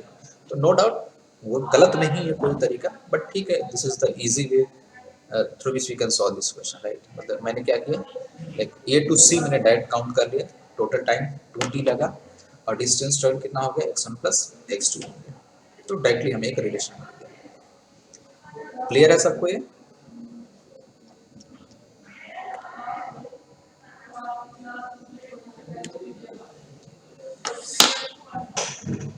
रिंकी, सनू, समझ में आया आपको ये? Yes sir. ओके फाइन, चलो बढ़िया। तो किसी भी फॉर्म में पूछे उस फॉर्म में हम रिप्लाई कर सकते हैं, कोई इशू नहीं। x1 x2 x1 plus x2, जिस भी फॉर्म में पूछे उस फॉर्म में बता सकते हैं। चलो ठीक है ठीक है ठीक है। हाँ, एक चीज़ और, इसको x1 माइनस एक फॉर्म में और आप रिप्लाई कर सकते हो। कैसे? अगर आपको क्या दें, चलो एक उसको भी देख ही लेते हैं। एक काम करो, आप ऐसे करो, एक मिनट, चलो बता देते हैं एक डिफरेंट फॉर्म में कैसे कन्वर्ट कर सकते हो। एक मिनट, जगह बचा के देखो, इसको ऊपर देखो, ऊपर जो स्पेस है। एक काम करिए, जो इक्वेशन 1 है ना, इक्वेशन 1 को मैं ऐसे भी लिख सकता हूँ, देखो 2x1 is equal to gt², right. मैंने क्या किया, इस 2 को इधर मल्टीप्लाई कर दिया, ठीक है। फिर उसके बाद मैंने क्या किया, मैंने इक्वेशन 2 माइनस इक्वेशन 1 किया, ठीक है। अब मैं क्या कर रहा हूँ, इक्वेशन 2 माइनस इक्वेशन 1, ठीक है। इक्वेशन 2 माइनस इक्वेशन 1 जब आप करोगे तो x1 plus x2 minus 2x1, तो आपको बेसिकली ये मिल जाएगा, आपको एक x2 minus x1 is equal to, ठीक है, एंड 2gt² माइनस gt², ये gt² मिल जाएगा। तो अगेन यहाँ से t is equal to square root of x2 minus x1 by g भी मिल जाएगा। खैर ऑप्शन ए भी सही हो जाएगा इसमें, राइट। खैर नहीं, अगर ये नहीं तो ये भी ऑप्शन सही हो जाएगा, ठीक है। खैर अगर इस फॉर्म में, मुझे लगा कि इस फॉर्म में दिया, इस फॉर्म में नहीं दिया है, तो करेक्ट आंसर ऑप्शन ए भी हो सकता है, ठीक है, x2 माइनस x1 बाई जी भी हो सकता है। तो इस तरीके से थोड़ा सा रीअरेंजमेंट है, थोड़ा सा रीअरेंजमेंट करके उसको डिफरेंट फॉर्म में कन्वर्ट कर सकते हैं। तो लाइक सारी पॉसिबिलिटीज है, x1 माइनस x2 के फॉर्म में भी कन्वर्ट कर सकता है, जैसे कि मैंने ये जो इक्वेशन कन्वर्ट किया है यहाँ पे अभी, ये जो इक्वेशन है, अब दिस इक्वेशन 1 माइनस इक्वेशन 2 आप करोगे तो x1 माइनस x2 मिल जाएगा। खैर वो निगेटिव आ जाएगा, एक मिनट टाइम, निगेटिव के फॉर्म में लेगा, बेसिकली यही है, माइनस के टर्म्स में ऐसे ही आएगा, x2 माइनस x1 है। फिर x2 ज्यादा होगा, वो लॉजिकली भी हमें समझ में आ रहा है कि फर्स्ट t टाइम में अगर x1 डिस्टेंस ट्रेवल कर रहा है, नेक्स्ट t टाइम में अगर x2 डिस्टेंस ट्रेवल कर रहा है, तो obviously x2 is greater then x1, x2 x1 से बड़ा ही होगा। क्लियर है सबको ये?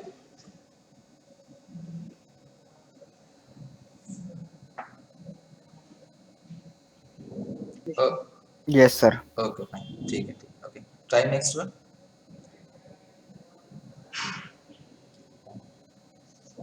थोड़ा सा लॉजिकल क्वेश्चन, लॉजिकल नहीं कर, इजी है, लेकिन आप अगर आप थोड़ा सा सोच पाते हो तो इसमें बहुत कुछ करने की जरूरत नहीं। Question number 70, a ball is projected with velocity 20 meter per second at an angle to the horizontal. In order to have maximum range, the velocity at the highest point must be, फिर must be के आगे कुछ नहीं।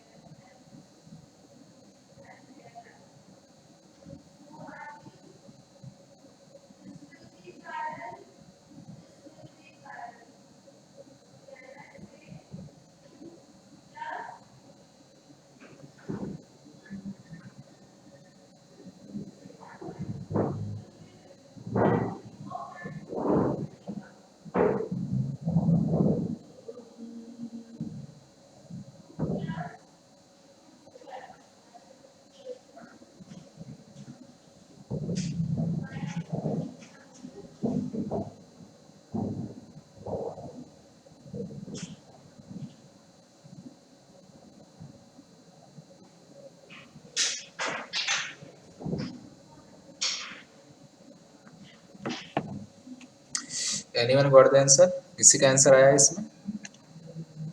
Yes, sir. How much? 14, sir. Right. Easy one, right? हमें पता what is the formula of range? Range is equal to u U square. squared sin by 2g. Right. No. By g only, not 2g. Right. सो ये होता है हमारा range का formula, right. So for maximum value of range this term sin up to theta must have maximum value, and what is the maximum value of sin 2 theta? It can be 1 plus 1. So for plus 1, 2 theta will be equal to 90 degrees, so theta will be equal to 45 degree. So in this situation the angle of projection is basically 45 degree, right? Angle कितना 45 degree, right? So what it is asked, its velocity at the highest point. So हमें पता है highest point में क्या होता है, only horizontal velocity होती है ux, which is equal to u cos theta. तो u cos theta means what? 20 cos 45. Cos 45 means 1 by root 2. तो ये approximately जो value आएगी, it will come approximately 14.1, right? ये 14.1 मीटर पर सेकंड के approx ही value आएगी। क्लियर है बाकी लोगों को ये?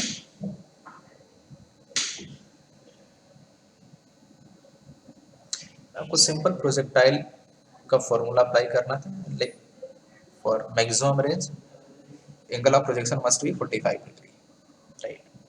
Okay, so let's move on the next one.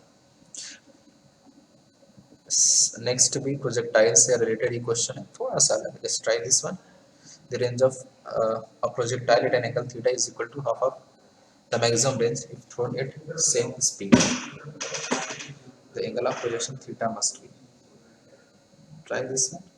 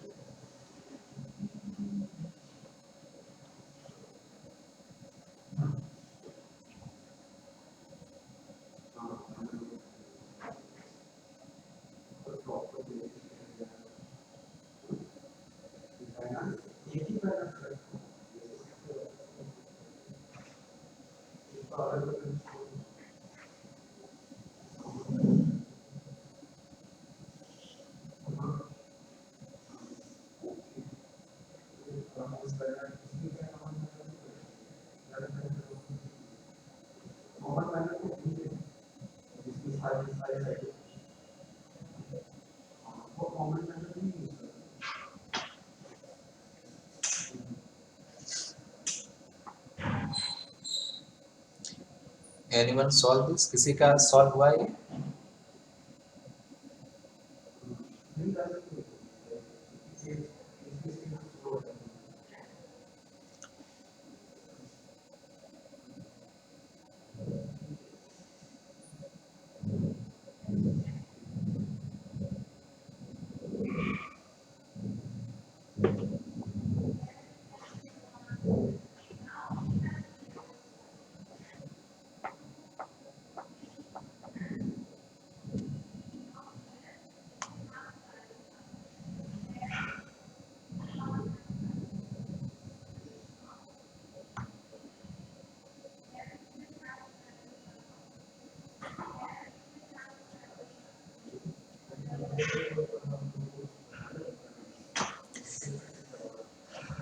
Okay, C Deepak, Harshita, solve हुआ है question?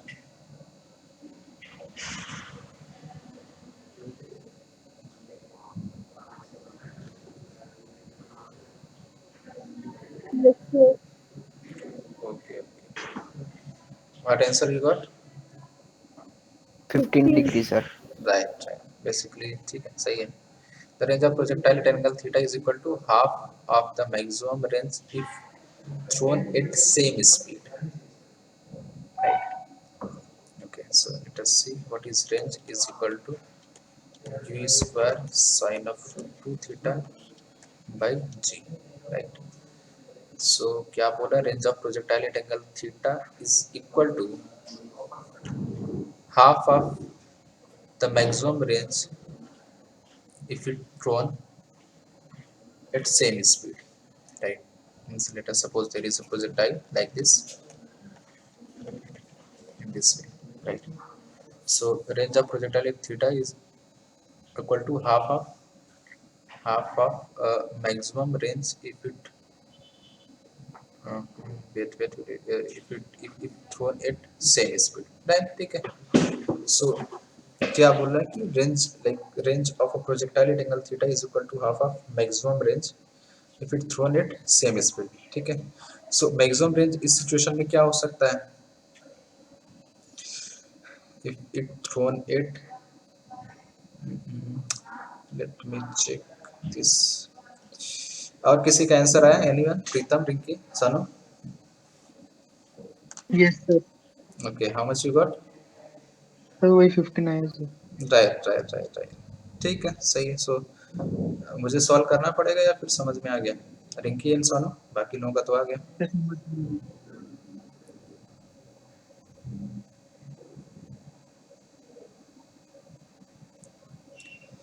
Rinki and Sonu,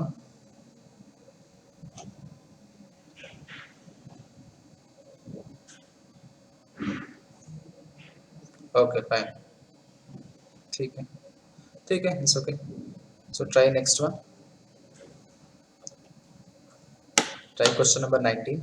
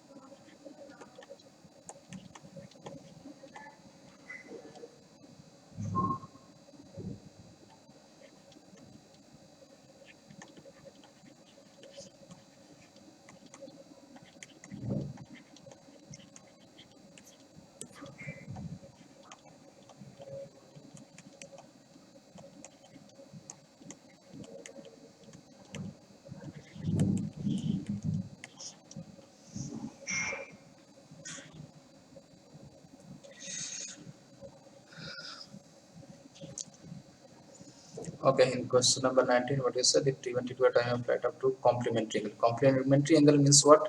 If one angle is theta, then another angle is 90 minus theta, right? So the range of projectile is given by. अगर आप just see the formula of range, that is u square sine of 2 theta by g, right? अगर एक angle theta है तो second angle क्या होगा? 90 minus theta. तो range 2 अगर देखें फॉर एंगल ऑफ प्रोजेक्शन कितना हो जाए? 90 minus theta. So twice of 90 minus theta. तो ये जो बेसिकली है ये बाई जी, ये क्या आ जाएगा? This will come sine of 180 minus 2 theta. तो अल्टीमेटली इसको आप सिंप्लीफाई करोगे तो आपको क्या मिल जाएगा? ये मिल जाएगा you square sine 2 theta by g. Means what कि अगर किसी प्रोजेक्टाइल को सेम स्पीड से टू डिफरेंट और कॉम्प्लीमेंट्री एंगल्स पे अगर प्रोजेक्ट हम करते हैं तो रेंज उसका सेम होता है. ठीक है, ये चीज़ हमें पता होनी चाहिए, राइट? पर टाइम ऑफ फ्लाइट डिफरेंट हो सकता है, right? Time of flight different हो सकता है, right? So R is this. ठीक है. T1, तो T1 क्या हो जाएगा? First T1 will be equal to twice of u sin theta by g, and T2 will be equal to what? Twice of, wait a second, right? Okay, fine. Twice of u sin of 90 minus theta, basically sin of 90 minus theta by g, right? So आपको क्या बताना है? Range बताना है. ठीक है, solve this. आप इसको सिंप्लीफाई करोगे, आप क्या मिल जाएगा, sorry T2 will be equal to, sorry 2u into cos theta by g, right? Just multiply 1 and 2, right? When you multiply 1 and 2, what you will get? You will get T1 into T2 is equal to 4u square into sin theta cos theta by g square, right? It will come g square, right? So what is range? Range is nothing but u square sin 2 theta by g, right? ये like you need to do slightly rearrangement, थोड़ा सा rearrangement करना पड़ेगा of what, see, जो ये term है, ठीक है, इसमें जो रेंज की वैल्यू है दिस, इसको पुट करना पड़ेगा, right? When will put this value of range, आपको रिलेशन क्या मिल जाएगा यहाँ पे, बेसिकली आपको मिल जाएगा, मैं इस चीज को डायरेक्टली लिखता हूँ, this will come 2r by G, ये चीज आपको मिलेगी, right? 2r by G, so what will be r will be equal to t1 t2 into g by 2, means like option D will be the correct one. Solve हो गया question?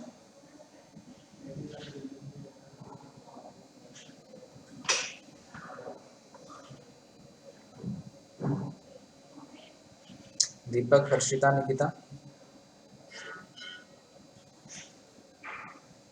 Yes sir. Okay fine, ठीक है, ठीक है। Okay then try next one. इसका solve होगा, try next, next try करो।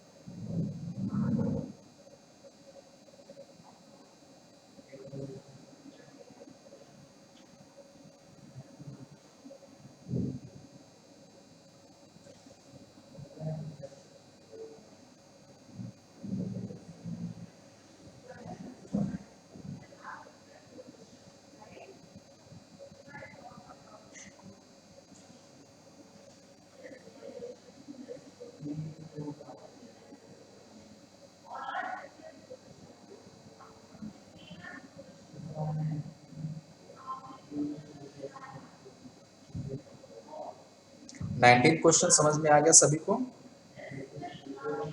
किसी को कुछ पूछना है इन क्वेश्चन? ओके, चलो ठीक है। 20 सॉल्व हुआ किसी का?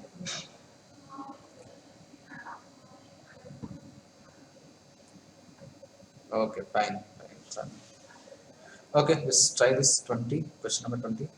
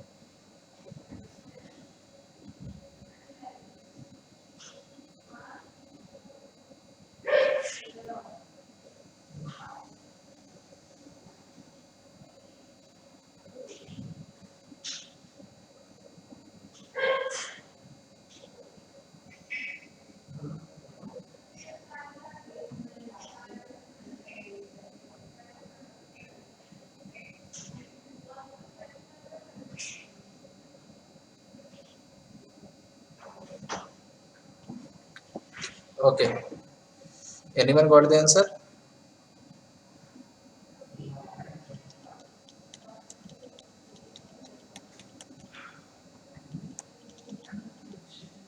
See, Yeah, I got first of the options, sir. you got B option. Yes, sir. Yeah, yeah, right. Actually, B is the correct option. There is some mistake, right? Okay. Actually, this is not for this is U by 2, right? I think your answer come like this, right? U by 2 into 1 plus Yes, yes. 3 cos square theta. Okay, right. Actually, B is the correct answer. Okay. Anyone else? और किसी का answer आया? Okay, see, if this is U, this is theta. So what is asked? Average velocity of a particle in projectile motion between its starting point and the highest point. Right? Highest point means what? ये point हो गया हमारा, ठीक है? So अगर हम जो starting point है इसको origin assume कर लें, so ये जो top point है इसका coordinate कितना हो जाएगा? Because we need to find displacement, हमें displacement निकालना होता है. इस point का जो coordinate हो जाएगा, that is r by 2. What is r? R is the range, and h is what? Maximum height, right? So average velocity क्या होती है? What is average velocity? Average velocity is equal to net displacement by time, right? Time कितना लगेगा? Basically like जो time of flight हमारा आएगा half of that one, right? So basically हमें पहले क्या निकाल displacement, sorry, wait. पहले हमें क्या निकाला? डिस्प्लेसमेंट. Displacement means what? ये इनिशियल पॉइंट है और ये फाइनल पॉइंट है, तो ये डिस्टेंस हमें निकालना है, राइट? दिस लेंथ, ठीक है? इसका कोऑर्डिनेट 0,0, इसका कोऑर्डिनेट हमें पता है ये, और बाकी रेंज और हाइट चीजें हमें पता है. सो पहले डिस्प्लेसमेंट निकाल लेते हैं, राइट? तो डिस्प्लेसमेंट एस क्या हो जाएगा बाय यूजिंग फॉर्मूला?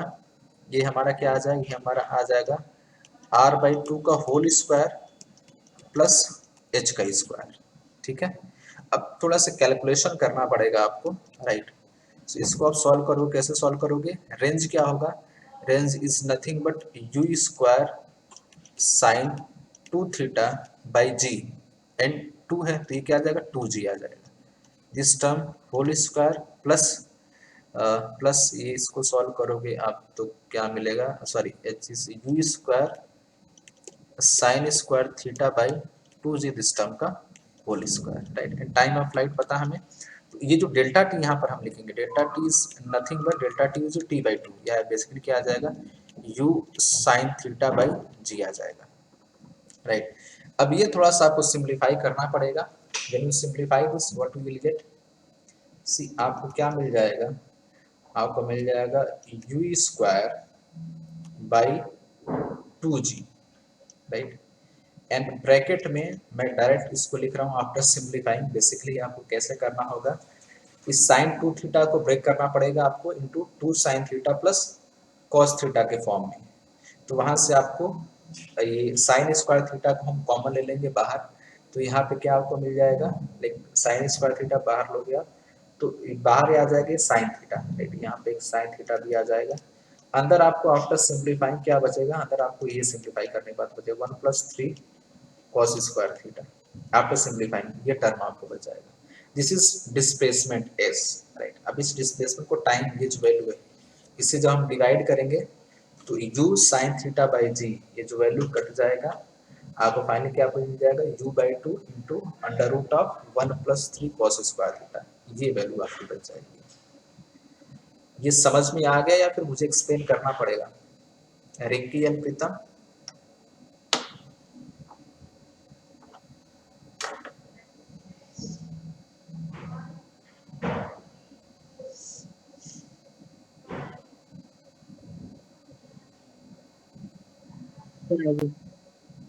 ओके, ठीक है, ठीक है, ठीक है. दीपक समझ में आ गए?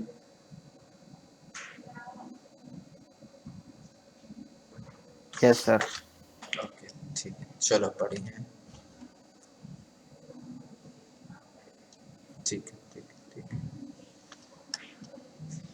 Okay, okay, so try next one.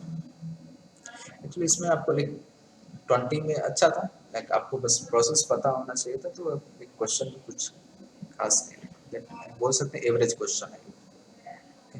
Try next one, question number 21.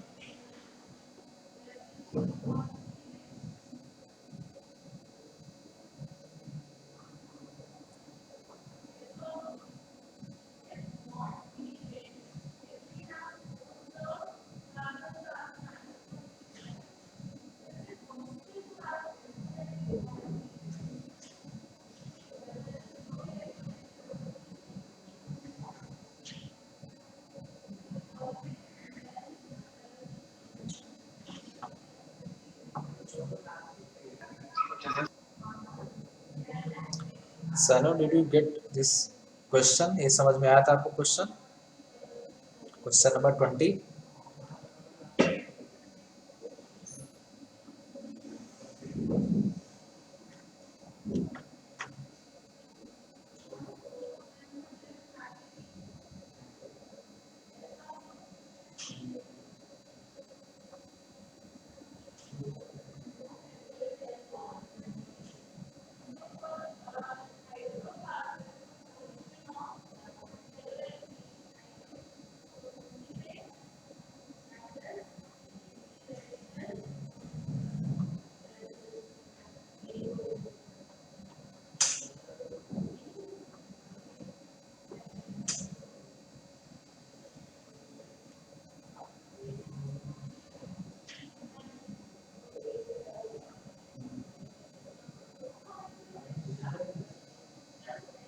Okay okay सनो, ठीक है, कोई नहीं, लेट्स सी द क्वेश्चन। एक बार क्वेश्चन देख के आप कोशिश करो।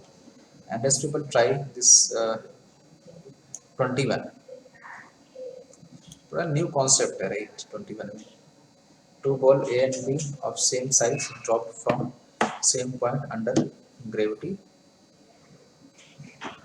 The mass of A is greater than that of B with the air resistance acting on each ball is same. Then, ठीक है, अच्छा क्वेश्चन है, लॉजिकल क्वेश्चन है, आपको थोड़ा सा लॉजिक भी लगाना पड़ेगा right for question number this 21। सबने लास्ट स्टेटमेंट पढ़ लिया, the mass of A is greater than that of B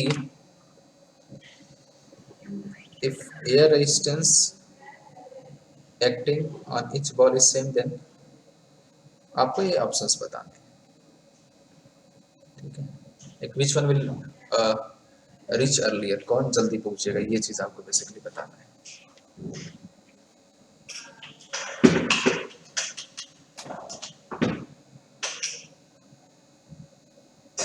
फिर से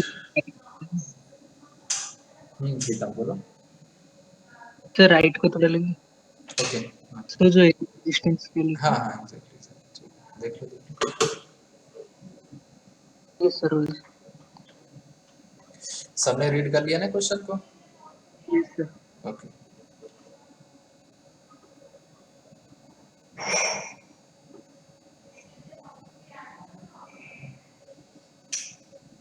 तो बॉल ए का मास ज्यादा है तो जल्दी नीचे आएगा, mg फोर्स उसमें ज्यादा होगा। ठीक है, एनर्जी ज्यादा है तो चलो सही लगे, कुछ लॉजिक सही है।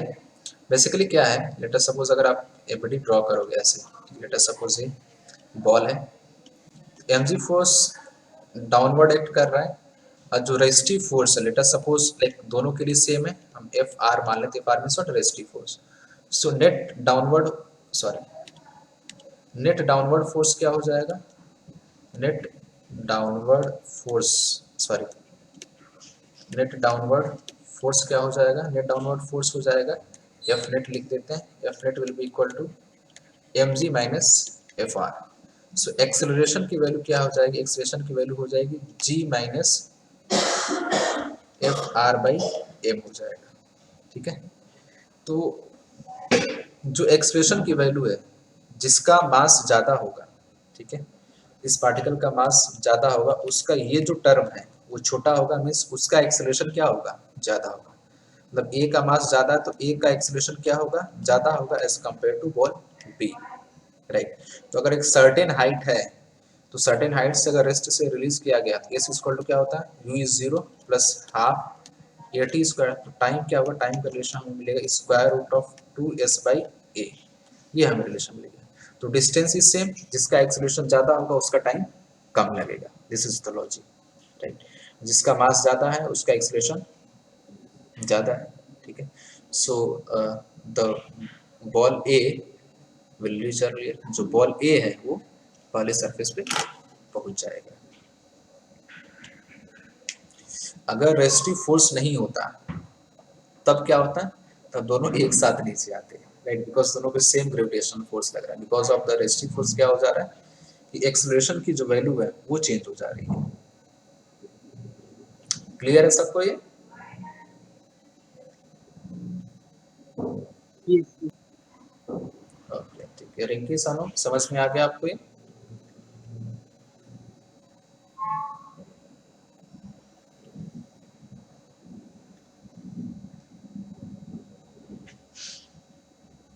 Okay fine.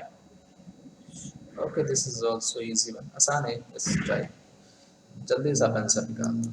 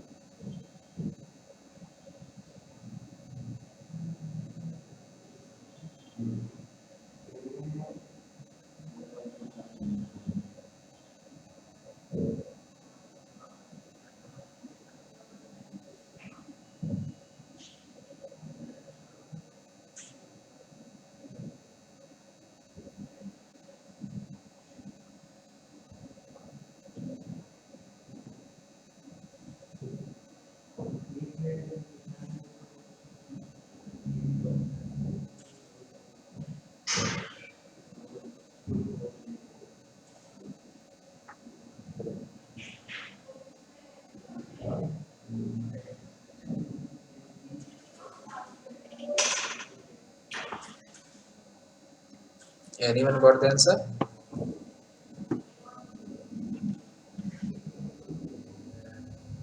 You need to find the tension in the string connecting with B and C.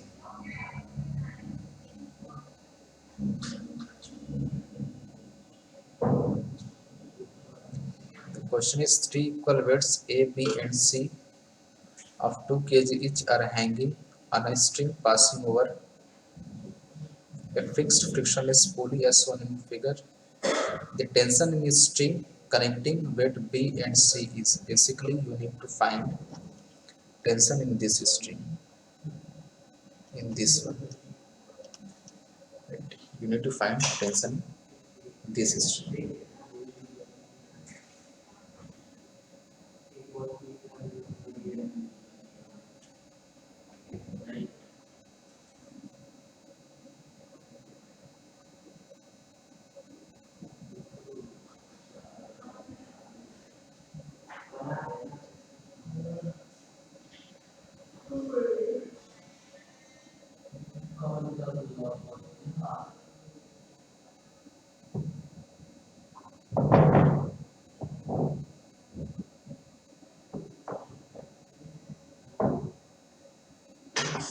Deepak, Harshita, anyone got the answer?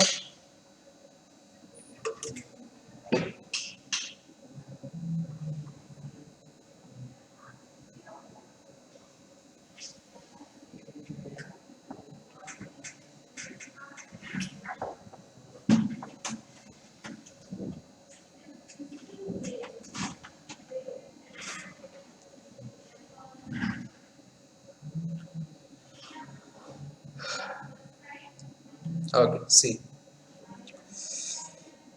So what is saying, each mass is of 2 kg, right? Means ये भी 2 kg, ये भी 2 kg, ये भी 2 kg. So overall the extension will be in this direction. B से नीचे आएगा, A will move up acceleration A, right?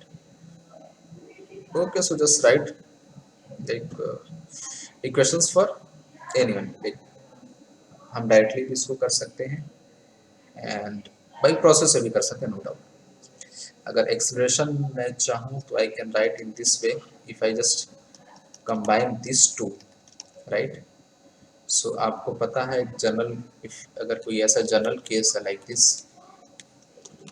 this is m1, this is m2, and if m2 is greater than m1, then the acceleration of this system, like process same है, मैं directly इसको लिख देता हूँ m2 minus m1 divided by m2 plus m1 into g, right? So मैं in this situation क्या मान लेता हूँ, m2 is 4 kg, so क्या आ जाएगी 4 minus 2 upon 4 plus 2 into g। तो ये बेसिकली वैल्यू क्या आ जाएगी, 2/6 मीन्स 1/3, बेसिकली g/3 आ जाए। So acceleration will be g/3. Then draw the ABD of C, right? If I draw the ABD of C, नीचे कितना आ जाएगा 20 न्यूटन, right? And ऊपर टेंशन एंड डाउनवर्ड एक्सेलरेशन। सो क्या relation मिल जाएगा, 20 minus T is equal to mass that is 2 into acceleration that is g/3, that is 10/3. So tension, this force will be equal to what, 20 minus 20/3, and this will come approximately 40/3, means approximately 13.33 Newton, right? किसी का answer आया था ये, anyone? Pritam, Rinki, Sonu?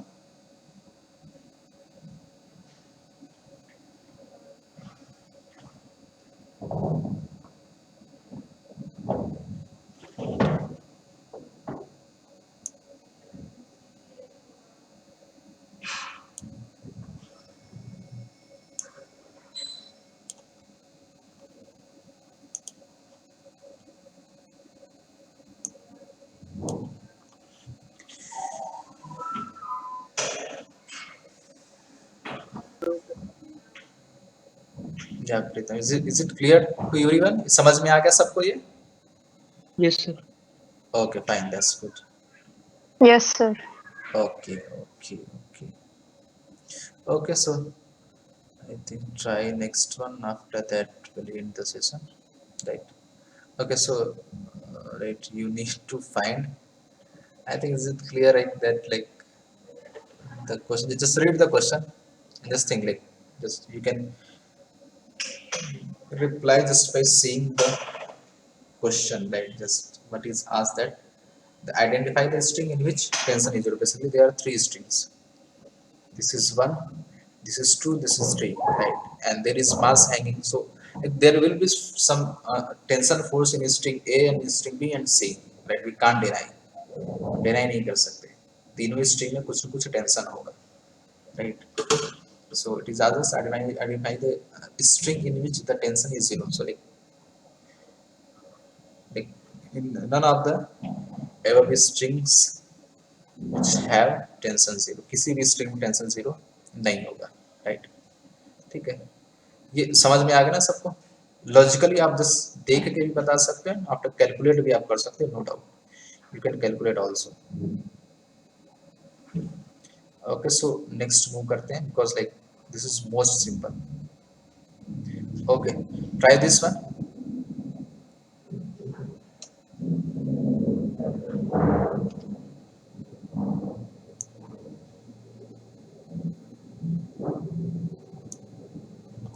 Try question number 24. This is also easy one.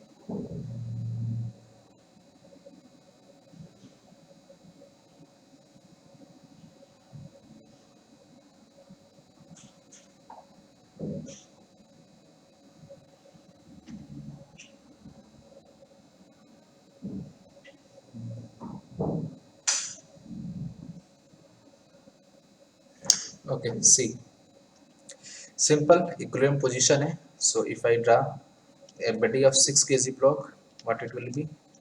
60 Newton downward and T tension force upward. So like the value of T will be equal to nothing but 60 Newton. Sorry, it will be 60 Newton, right? Okay, so now draw the body of 4 kg block. So T in this direction and T1 in this direction, in downward direction there will be a mg force of 40 Newton. Right? So the whole system is in equilibrium. So what I can write, T is equal to 40 plus T1. So T1 will be equal to T minus 40, and this will be equal to what is T? 60 minus 40 means 20 Newton. So T1 will be equal to 20 Newton. समझ में आ गया ये? Any confusion? Sir समझ में आ गया. Okay, fine. ठीक है. ये तो समझ में Okay. Anything anyone want to ask in today's lecture? Actually आज क्वेश्चन पेपर का डिस्कशन ही करना था. मुझे पता नहीं था कि आपको different question like question paper मिला है. ठीक है, मैं पूछ लेता हूँ, देन उसमें से जो भी अच्छे क्वेश्चंस होंगे उसको नेक्स्ट फर्दर क्लास में कभी डिस्कस कर लेंगे, राइट. एंड नेक्स्ट लेक्चर में हम जो रेगुलर क्लास में पढ़ रहे थे उसको हम कंटिन्यू करेंगे, राइट. किसी को कुछ पूछना है regarding today's lecture? Rinki, Sanam, Harshita? Yes, sir. Okay. No, sir. Okay, fine. Okay, so we'll end this session here, right? And ठीक है, मैं देखता हूँ लाइक नेक्स्ट टाइम से आई होप कि कोई टेस्ट में मिस्टेक नहीं होगा. I will see that. देखता हूँ मैं उसको क्या मिस्टेक्स हुआ था, राइट. सो आई थिंक आज सैटरडे है.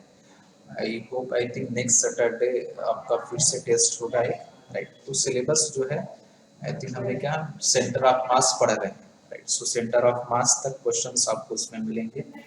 एंड नेक्स्ट वीक में जो भी क्लासेस होंगे उसमें सेंटर ऑफ मास हम कंप्लीट करेंगे, ट्राई करेंगे रोटेशन का भी कुछ पार्ट कंप्लीट करने का. तो जहाँ तक कंप्लीट होगा वहाँ तक आपका सिलेबस होगा टेस्ट का. ठीक है, okay sir. Okay okay. Thank you everyone. Okay, sir. Thank you sir. Okay, thank you sir. Thank you, sir. Thank you so much. You are now muted.